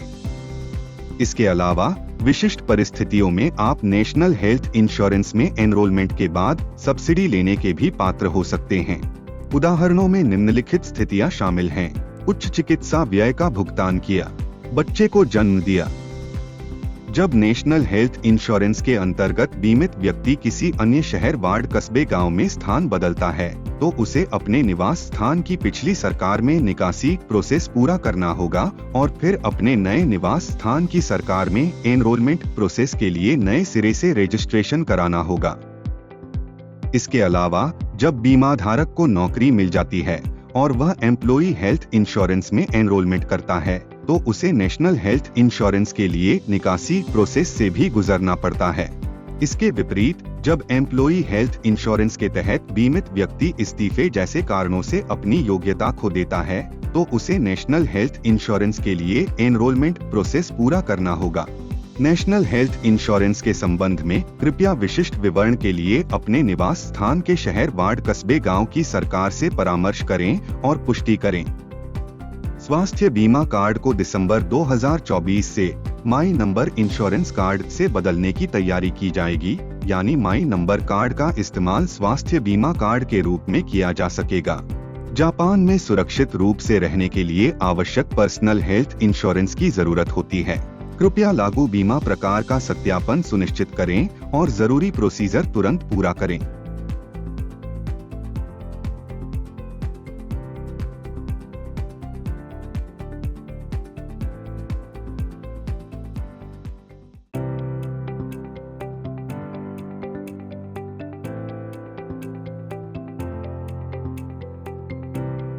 जापान पेंशन प्रणाली लागू करता है। मंथली कंट्रीब्यूशन करने वाला इंश्योरेंस धारक वृद्धावस्था, इंश्योरेंसरी चोट के कारण विकलांगता या अन्य योग्य परिस्थितियों के दौरान नियमित पेंशन लेने के योग्य हो जाता है। जापान के सभी निवासियों पर जरूरी एनरोलमेंट लागू होता है जो वैधानिक आयु तक पहुंच जाते हैं, चाहे उनकी नेशनलता कुछ भी हो। जापानी पेंशन प्रणाली में नेशनल पेंशन और एम्प्लॉई पेंशन इंश्योरेंस शामिल हैं। पेंशन प्रणाली का विशिष्ट प्रकार व्यक्ति के काम के तरीके, नियोक्ता और आयु जैसे कारकों पर निर्भर करता है। आपको केवल एक प्रकार की पेंशन प्रणाली या दोनों में एनरोलमेंट करना पड़। निम्नलिखित में नेशनल पेंशन और एम्प्लॉई पेंशन इंश्योरेंस को अलग अलग समझाया गया है।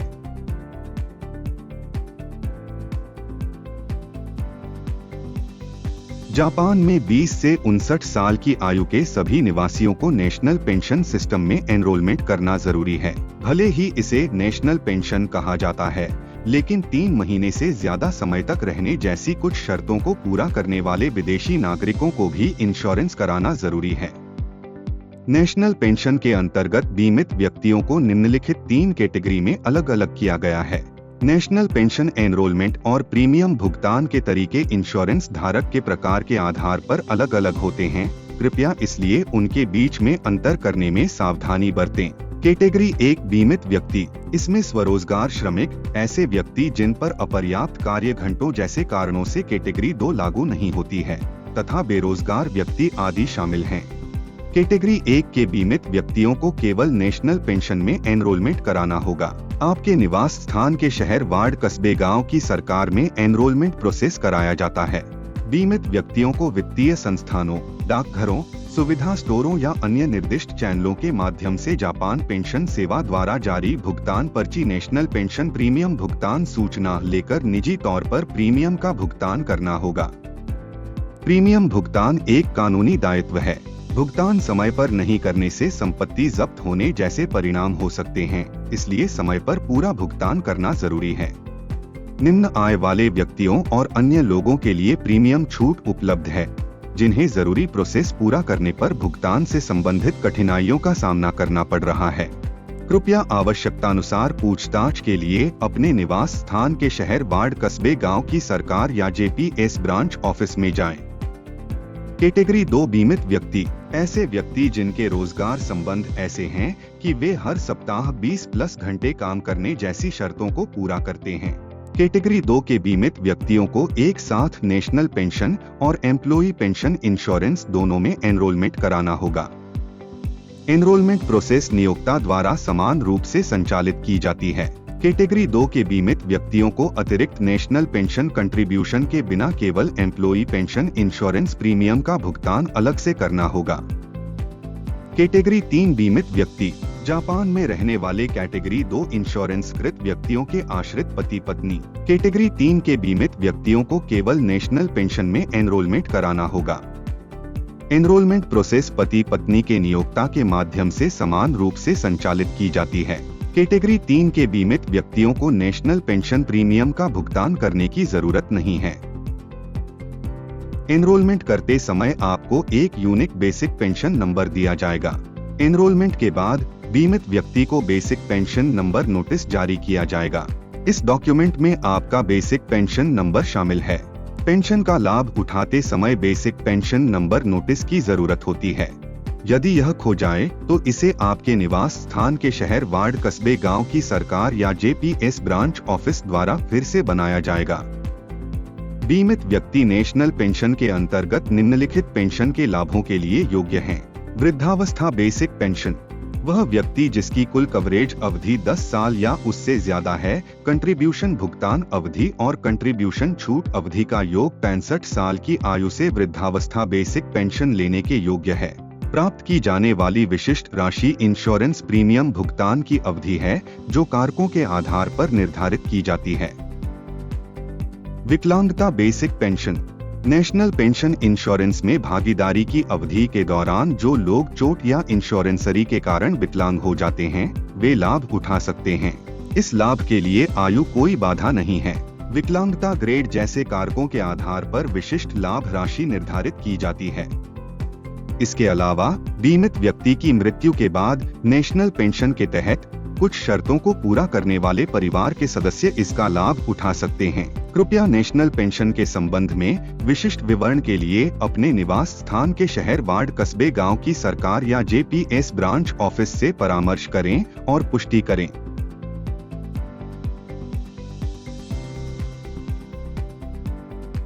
एम्प्लॉई पेंशन इंश्योरेंस के बीमित व्यक्तियों में 69 साल से कम आयु के वे लोग शामिल हैं जो रोजगार संबंध में हैं और हर सप्ताह 20 घंटे से ज्यादा काम करने की शर्तों को पूरा करते हैं। एनरोलमेंट प्रोसेस नियोक्ता द्वारा समान रूप से संचालित किया जाता है। इंश्योरेंस प्रीमियम का भुगतान बीमित व्यक्ति और नियोक्ता 50 से 50% के हिसाब से करते हैं। एम्प्लॉई का कंट्रीब्यूशन नियोक्ता द्वारा वेतन से ऑटोमेटिकली काट लिया जाता है। इसके लिए किसी दूसरे प्रोसेस की जरूरत नहीं होती है। बीमित व्यक्ति एम्प्लॉई पेंशन इंश्योरेंस के अंतर्गत निम्नलिखित पेंशन लाभों के लिए योग्य हैं। वृद्धावस्था एम्प्लॉई पेंशन। जो लोग पहले से एम्प्लॉई पेंशन इंश्योरेंस में एनरोल हैं और जिनकी कुल कवरेज अवधि, कंट्रीब्यूशन भुगतान अवधि और कंट्रीब्यूशन छूट अवधि का योग 10 साल या उससे ज्यादा है, वे 65 साल की आयु से लाभ उठाने के योग्य हैं। आपको मिलने वाली विशिष्ट राशि का निर्धारण भुगतान वर्षों की संख्या और भुगतान की राशि जैसे कारकों के आधार पर किया जाता है। विकलांग employee pension. Employee pension insurance में भागीदारी की अवधि के दौरान जो लोग चोट या इंश्योरेंसरी के कारण विकलांग हो जाते हैं वे लाभ उठा सकते हैं। इस लाभ के लिए आयु कोई बाधा नहीं है। विकलांगता ग्रेड जैसे कारकों के आधार पर विशिष्ट लाभ राशि निर्धारित की जाती है। इसके अलावा बीमित व्यक्ति की मृत्यु के बाद नेशनल पेंशन के तहत कुछ शर्तों को पूरा करने वाले परिवार के सदस्य इसका लाभ उठा सकते हैं। कृपया नेशनल पेंशन के संबंध में विशिष्ट विवरण के लिए अपने निवास स्थान के शहर, वार्ड, कस्बे, गांव की सरकार या JPS ब्रांच ऑफिस से परामर्श करें और पुष्टि करें।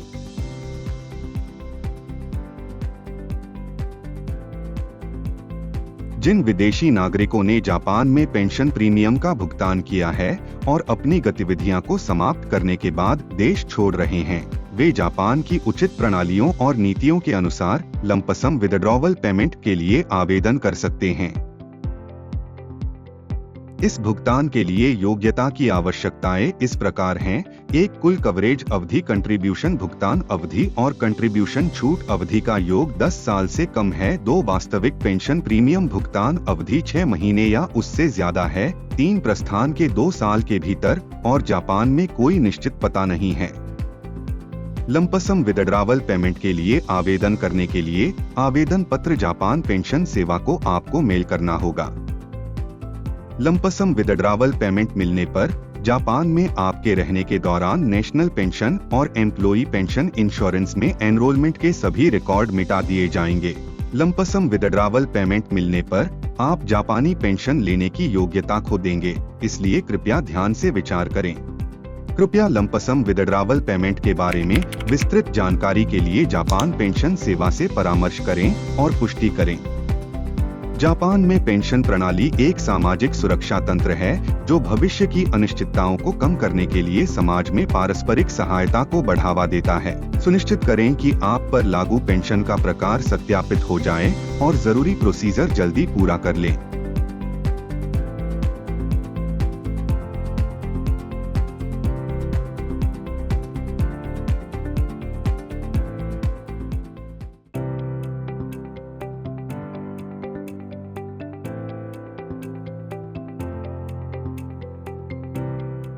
जापान एक टैक्स सिस्टम लागू करता है।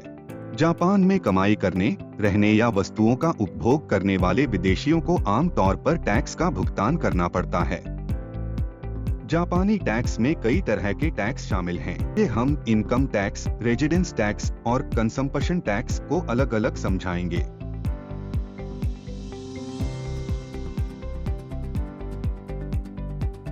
इनकम टैक्स का मतलब उस टैक्स से है जो जापान में पैसे कमाने वाले व्यक्तियों को चुकाना होता है। हर साल टैक्स की राशि 1 जनवरी से 31 दिसंबर के बीच कुल सालाना इनकम और आश्रित परिवार के सदस्यों की संख्या जैसे कारकों के आधार पर तय की जाती है। ध्यान दें, जापान में निवासियों की विदेशी इनकम भी इनकम टैक्स के अधीन हो सकती है। इसके अतिरिक्त जापान और विदेशी नागरिक के गृह देश के बीच हस्ताक्षरित समझौता के अनुसार इनकम टैक्स को थोड़ा कम किया जा सकता है। कृपया विशिष्ट विवरण के लिए अपने रीजन टैक्सेशन ब्यूरो से परामर्श लें। इनकम टैक्स का भुगतान करते समय करदाताओं को अपनी आय की राशि और संबंधित इनकम टैक्स की राशि बताते हुए एक डॉक्यूमेंट तैयार करके रीजन टैक्सेशन ब्यूरो को देना होगा। इस प्रोसेस को फाइनल टैक्स रिटर्न कहा जाता है। कार्य की प्रकृति और नियोक्ता की स्थिति के अनुसार करदाताओं को 2 कैटेगरी में अलग किया जाता है, वे जिन्हें फाइनल टैक्स रिटर्न दाखिल करने की जरूरत नहीं है और वे जिन्हें फाइनल टैक्स रिटर्न दाखिल करने की जरूरत है। फाइनल टैक्स रिटर्न दाखिल करने से छूट प्राप्त व्यक्ति नियोक्ता से वेतन लेने वालों के लिए ज्यादातर मामलों में नियोक्ता ऑटोमेटिकली वेतन से ऐसे टैक्स की कटौती कर लेगा और उन्हें रोक लेगा, जिसके लिए खुद से शुरू की गई फाइनल टैक्स रिटर्न प्रोसेस की जरूरत नहीं होगी। इसको विदहोल्डिंग एट सोर्स कहा जाता है। नियोक्ता दिसंबर के वेतन भुगतान में इनकम टैक्स का भी निपटान करेगा। इसे ईयर एंड टैक्स एडजस्टमेंट कहा जाता है। व्यक्तियों को फाइनल टैक्स रिटर्न दाखिल करना जरूरी है। स्वनियोजित व्यक्तियों को फाइनल टैक्स रिटर्न दाखिल करना होगा। यहाँ तक कि रोजगार की स्थिति के साथ भी उन कर्मचारियों के लिए फाइनल टैक्स रिटर्न की जरूरत होती है जो ऑफ बुक इनकम लेते हैं या ईयर एंड टैक्स एडजस्टमेंट को संभाल नहीं पाते हैं। रीजनल टैक्सेशन ब्यूरो में फाइनल टैक्स रिटर्न दाखिल करने की अवधि हर साल 16 फरवरी से 15 मार्च तक चलती है। जापान में अपना रहना समाप्त करने वाले और प्रस्थान की तैयारी करने वाले व्यक्तियों को देश छोड़ने से पहले फाइनल टैक्स रिटर्न दाखिल करना होगा। कृपया इनकम टैक्स रेगुलेशन से संबंधित विशिष्ट विवरण के लिए रीजन टैक्सेशन ब्यूरो या अपने नियोक्ता से परामर्श करें।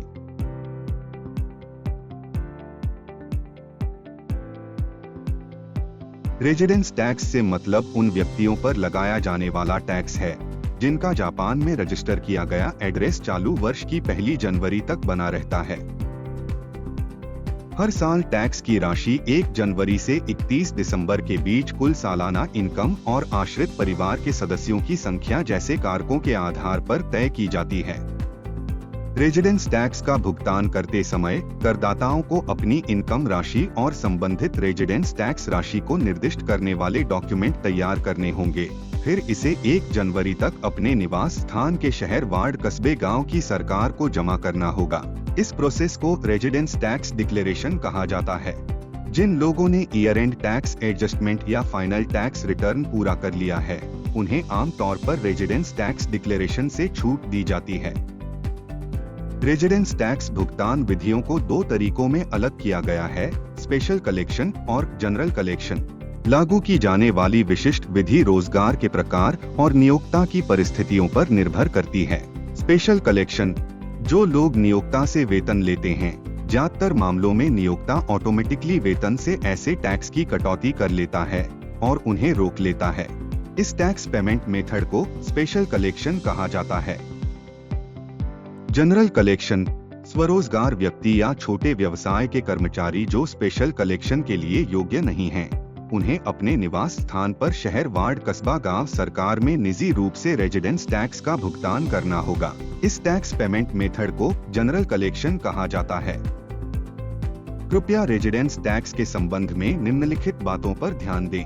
रेजिडेंस टैक्स का भुगतान जून से किश्तों में किया जाता है, चाहे भुगतान विधि जो भी हो।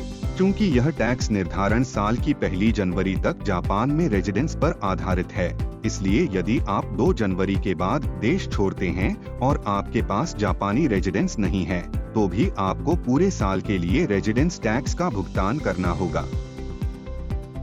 स्पेशल कलेक्शन के अंतर्गत आने वाले लोगों को अपनी नौकरी छोड़ने से पहले शेष टैक्स का भुगतान करना होगा या भुगतान जारी रखने के लिए जनरल कलेक्शन में जाना होगा। जापान छोड़ने की तैयारी करते समय आपको प्रस्थान से पहले या तो रेजिडेंस टैक्स की पूरी राशि का भुगतान करना होगा या भुगतान को संभालने के लिए जापान में एक टैक्स एजेंट नियुक्त करना होगा तथा रिकॉर्ड के लिए शहर, वार्ड, कस्बा, गांव सरकार को आवेदन दिखाना होगा। इनकम टैक्स और रेजिडेंस टैक्स जैसे टैक्स का भुगतान एक कानूनी दायित्व है। नियमों के अनुसार टैक्स का भुगतान न करने पर टैक्स की राशि बढ़ सकती है। कृपया सुनिश्चित करें कि आवश्यकतानुसार समय पर दाखिल करें और भुगतान करें। कृपया रेजिडेंस टैक्स के संबंध में विशिष्ट विवरण के लिए अपने निवास स्थान के शहर, वार्ड, कस्बे, गांव की सरकार या नियोक्ता से परामर्श करें।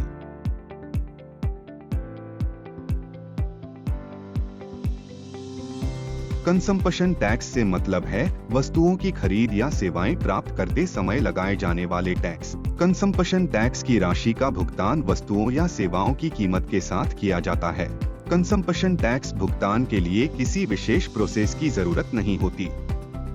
कंजम्पशन टैक्स की दरें स्टोर में खरीदे गए खाद्य और गैर अल्कोहल पेय पदार्थों के लिए 8% है, अन्य वस्तुओं और सेवाओं के लिए 10%। यहाँ लागू टैक्सेज के अलावा जापान में कई अन्य टैक्स कैटेगरी भी हैं। देय करों की पूरी राशि का भुगतान करने में विफल होने से बचने के लिए हर एक टैक्स प्रकार के लिए भुगतान विधि जरूर जान लें।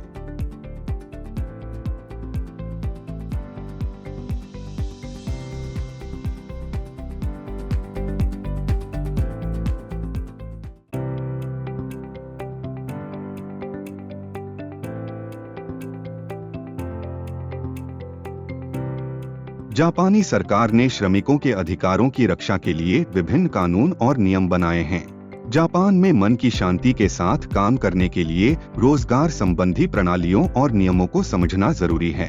नीचे जापान में काम करने के लिए बुनियादी जानकारी के पॉइंट दिए गए हैं, जिनमें बैंक खाता, जॉब एप्लीकेशन मेथड के साथ साथ मजदूरी और काम के घंटों पर नियम शामिल हैं।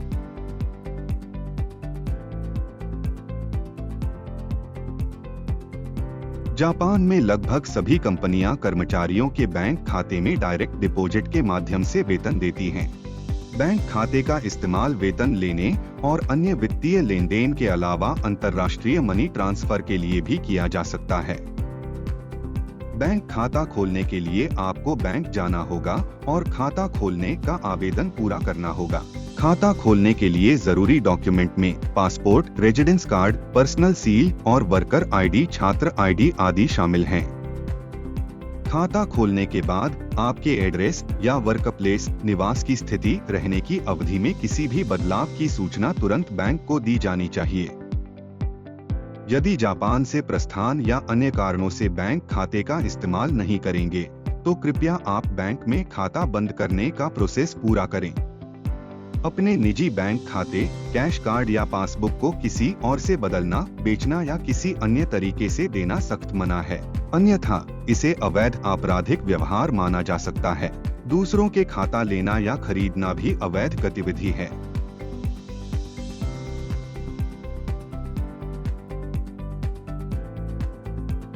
सरकार से संबद्ध job placement agency hello work पूरे जापान में उपलब्ध है, जो निःशुल्क रोजगार सेवाएं देती है।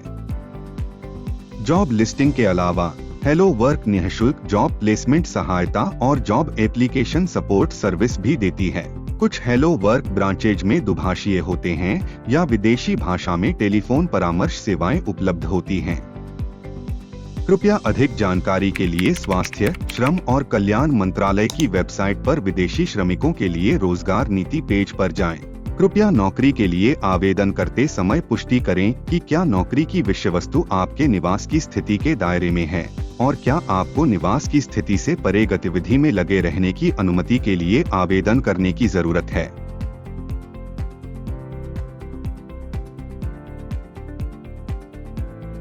नौकरी की पुष्टि होने के बाद आपको नियोक्ता के साथ वर्क कॉन्ट्रैक्ट पर हस्ताक्षर करना होगा। इस कॉन्ट्रैक्ट को लेबर कॉन्ट्रैक्ट कहा जाता है। कभी कभी इसे एम्प्लॉयमेंट अग्रीमेंट भी कहा जाता है। रोजगार के अलग अलग रूप हैं। विशिष्ट शर्तें हस्ताक्षरित अनुबंध द्वारा निर्धारित की जाती हैं। नियमित कर्मचारी, नियोक्ता के लिए फुल टाइम काम करें। भेजा गया कर्मचारी, किसी डिस्पैचिंग कंपनी के साथ कॉन्ट्रैक्ट पर हस्ताक्षर करें और किसी दूसरी कंपनी में काम करें। वेतन का भुगतान डिस्पैचिंग कंपनी द्वारा किया जाता है। कॉन्ट्रैक्ट कर्मचारी एक निश्चित अवधि के लेबर कॉन्ट्रैक्ट पर हस्ताक्षर किए जाते हैं। सिंगल कॉन्ट्रैक्ट की अवधि 3 साल से ज्यादा नहीं होती है।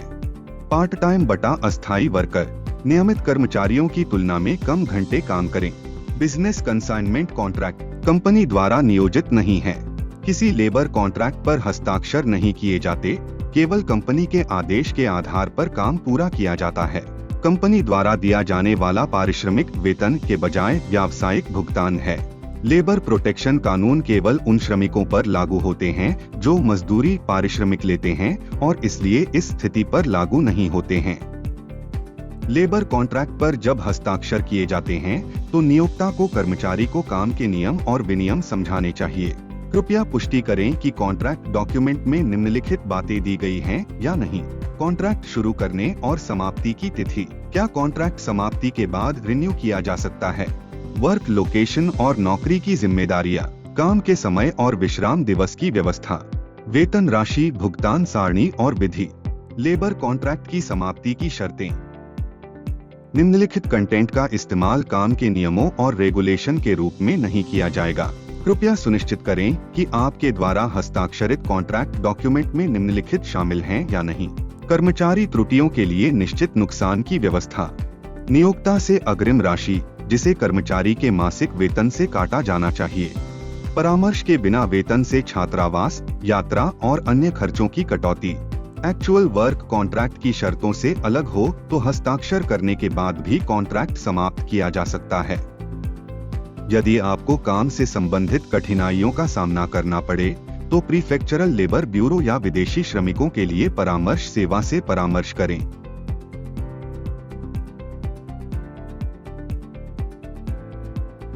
जापानी कानून में न्यूनतम मजदूरी वैज बनाए गए हैं।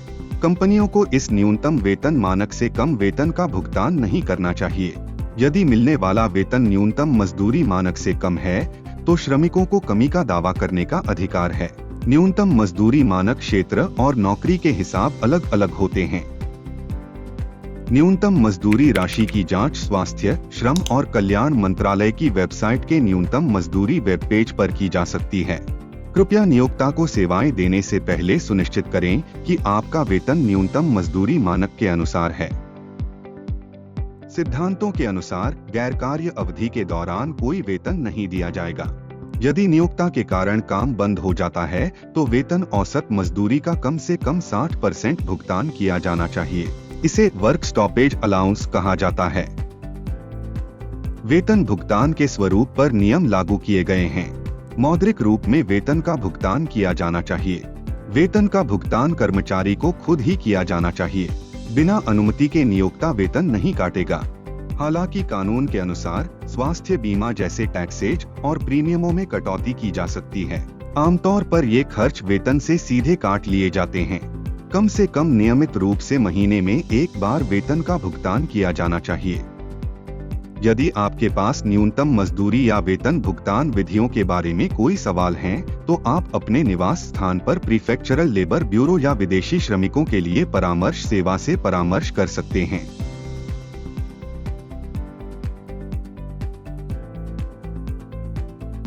मानक काम के घंटे हर रोज 8 घंटे और हर सप्ताह 40 घंटे के भीतर हैं। काम के समय के दौरान नियोक्ता को छुट्टी जरूर उपलब्ध कराना चाहिए। यदि आप रोजाना 6 घंटे से ज्यादा काम करते हैं तो आप 45 मिनट से ज्यादा के ब्रेक के हकदार हैं। यदि 8 घंटे से ज्यादा है तो कम से कम 60 मिनट का ब्रेक किया जाना चाहिए।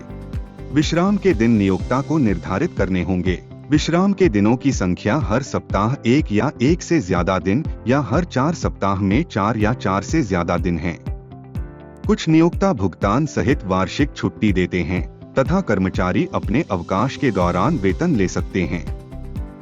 जो कर्मचारी एक ही कंपनी में 6 महीने से ज्यादा समय तक लगातार काम करते हैं और जिनकी वास्तविक उपस्थिति दर 80% या उससे ज्यादा है, तो वे भुगतान सहित वार्षिक अवकाश के लिए योग्य हैं।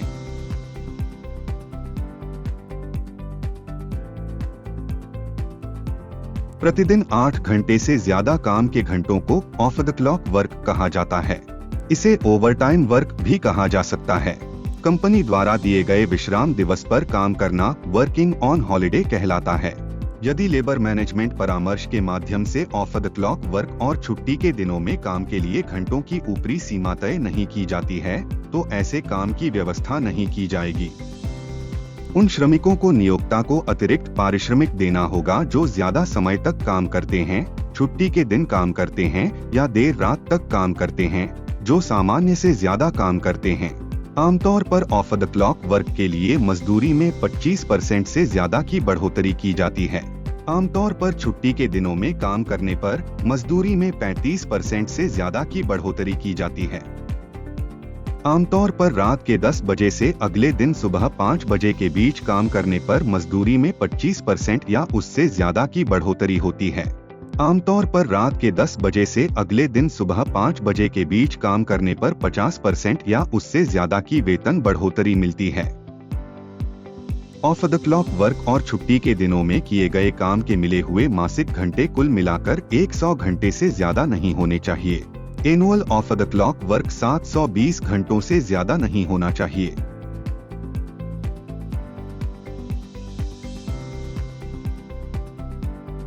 जापान गर्भावस्था और शिशु देखभाल के लिए विशेष छुट्टी देता है।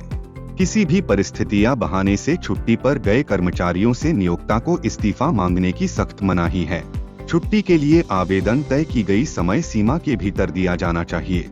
सलाह दी जाती है कि छुट्टी की योजना पहले ही बना ली जाए और नियोक्ता के साथ जल्द से जल्द बातचीत कर ली जाए। प्रसव से पहले और प्रसव के बाद के छुट्टी। महिला कर्मचारी बच्चे के जन्म से पहले छुट्टी के लिए आवेदन कर सकती हैं, तथा बच्चे के जन्म के बाद उन्हें जरूरी छुट्टी लेनी होती है। छुट्टी मांगी हुई नियत तिथि से 6 सप्ताह पहले तक शुरू हो सकता है। एक से ज्यादा गर्भधारण के मामलों में मांगी गई नियत तिथि से 14 सप्ताह पहले तक छुट्टी शुरू हो सकता है। अपने बच्चे के जन्म के बाद आपको 8 सप्ताह की छुट्टी लेनी चाहिए। हालांकि यदि आप प्रसव के 6 सप्ताह बाद काम पर फिर से लौटने के लिए आवेदन करती हैं और आपका डॉक्टर अनुमति प्रमाण पत्र जारी करता है, तो आप जल्दी काम पर लौट सकती हैं। नियोक्ता छुट्टी के दौरान वेतन का भुगतान नहीं करता है, लेकिन आप स्वास्थ्य बीमा द्वारा भुगतान किए जाने वाले मातृत्व लाभ उठा सकती हैं। बच्चों की देखभाल की छुट्टी। अपने बच्चों की देखभाल के लिए माता-पिता छुट्टी के लिए आवेदन कर सकते हैं। जब तक बच्चा 1 साल का न हो जाए तब तक कर्मचारी छुट्टी लेने के हकदार हैं। छुट्टी के लिए 2 किस्तों में आवेदन किया जा सकता है। प्रसव के बाद पिताओं के लिए विशेष रूप से पेरेंटल लीव भी उपलब्ध है, जो शिशु के जन्म के बाद 8 सप्ताह के भीतर 4 सप्ताह तक की छुट्टी के लिए आवेदन कर सकते हैं। एक ही छुट्टी के लिए 2 अलग-अलग किस्तों में आवेदन किया जा सकता है।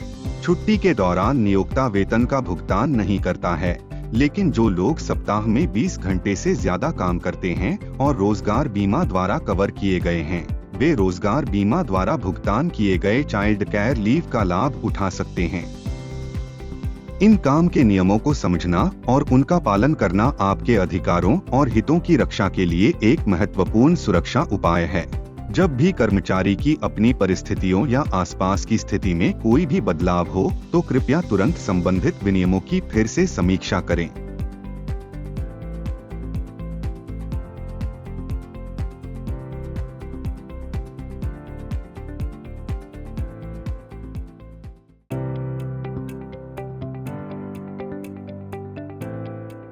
जापान में मन की शांति के लिए जो विदेशी मित्र रहना चाहते हैं, उनके लिए जापानी संस्कृति और सामाजिक व्यवस्था को समझना बहुत जरूरी है।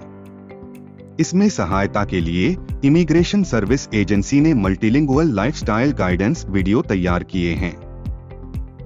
यह वीडियो जापान में दैनिक जीवन के लिए जरूरी जानकारी और शिष्टाचार के नियमों की आसान व्याख्या देती है।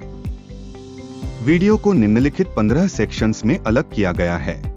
इन वीडियो के माध्यम से हमारा उद्देश्य जापान में रहने वाले विदेशी नागरिकों के लिए जरूरी जानकारी बताना तथा जापानी लाइफस्टाइल के नियमों और शिष्टाचार के बारे में उनकी समझ को गहरा करना है। यहाँ हर एक वीडियो की जनरल कंटेंट का परिचय दिया गया है। 1. प्रस्तावना।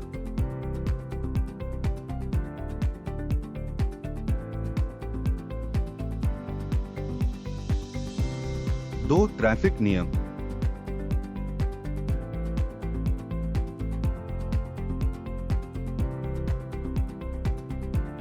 3 दैनिक जीवन के नियम, रोजमर्रा का जीवन।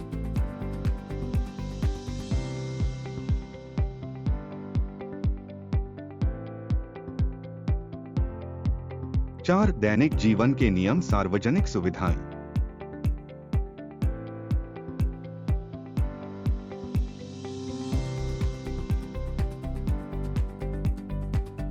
5 चिकित्सा संस्थान।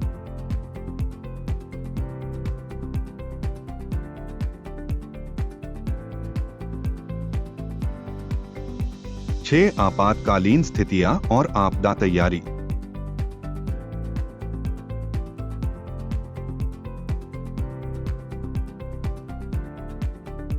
7 इमिग्रेशन प्रोसीजर और रेजिडेंस रजिस्ट्रेशन प्रोसेस।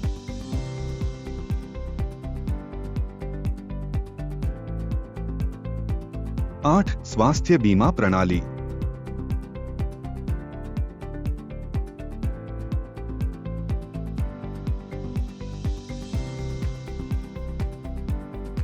9 पेंशन प्रणाली।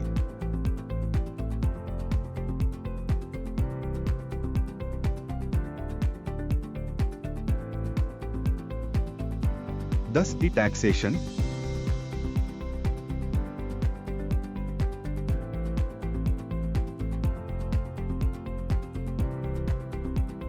11 रोजगार और श्रम।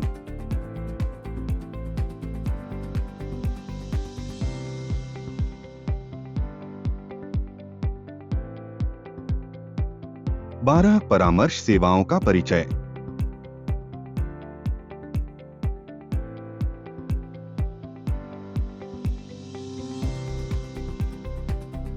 13 बेसिक जापानी सीखना।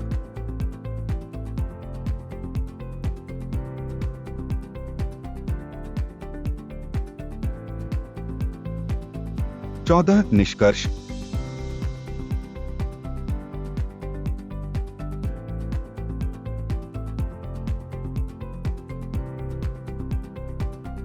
15 सारांश संस्करण। यह वीडियो।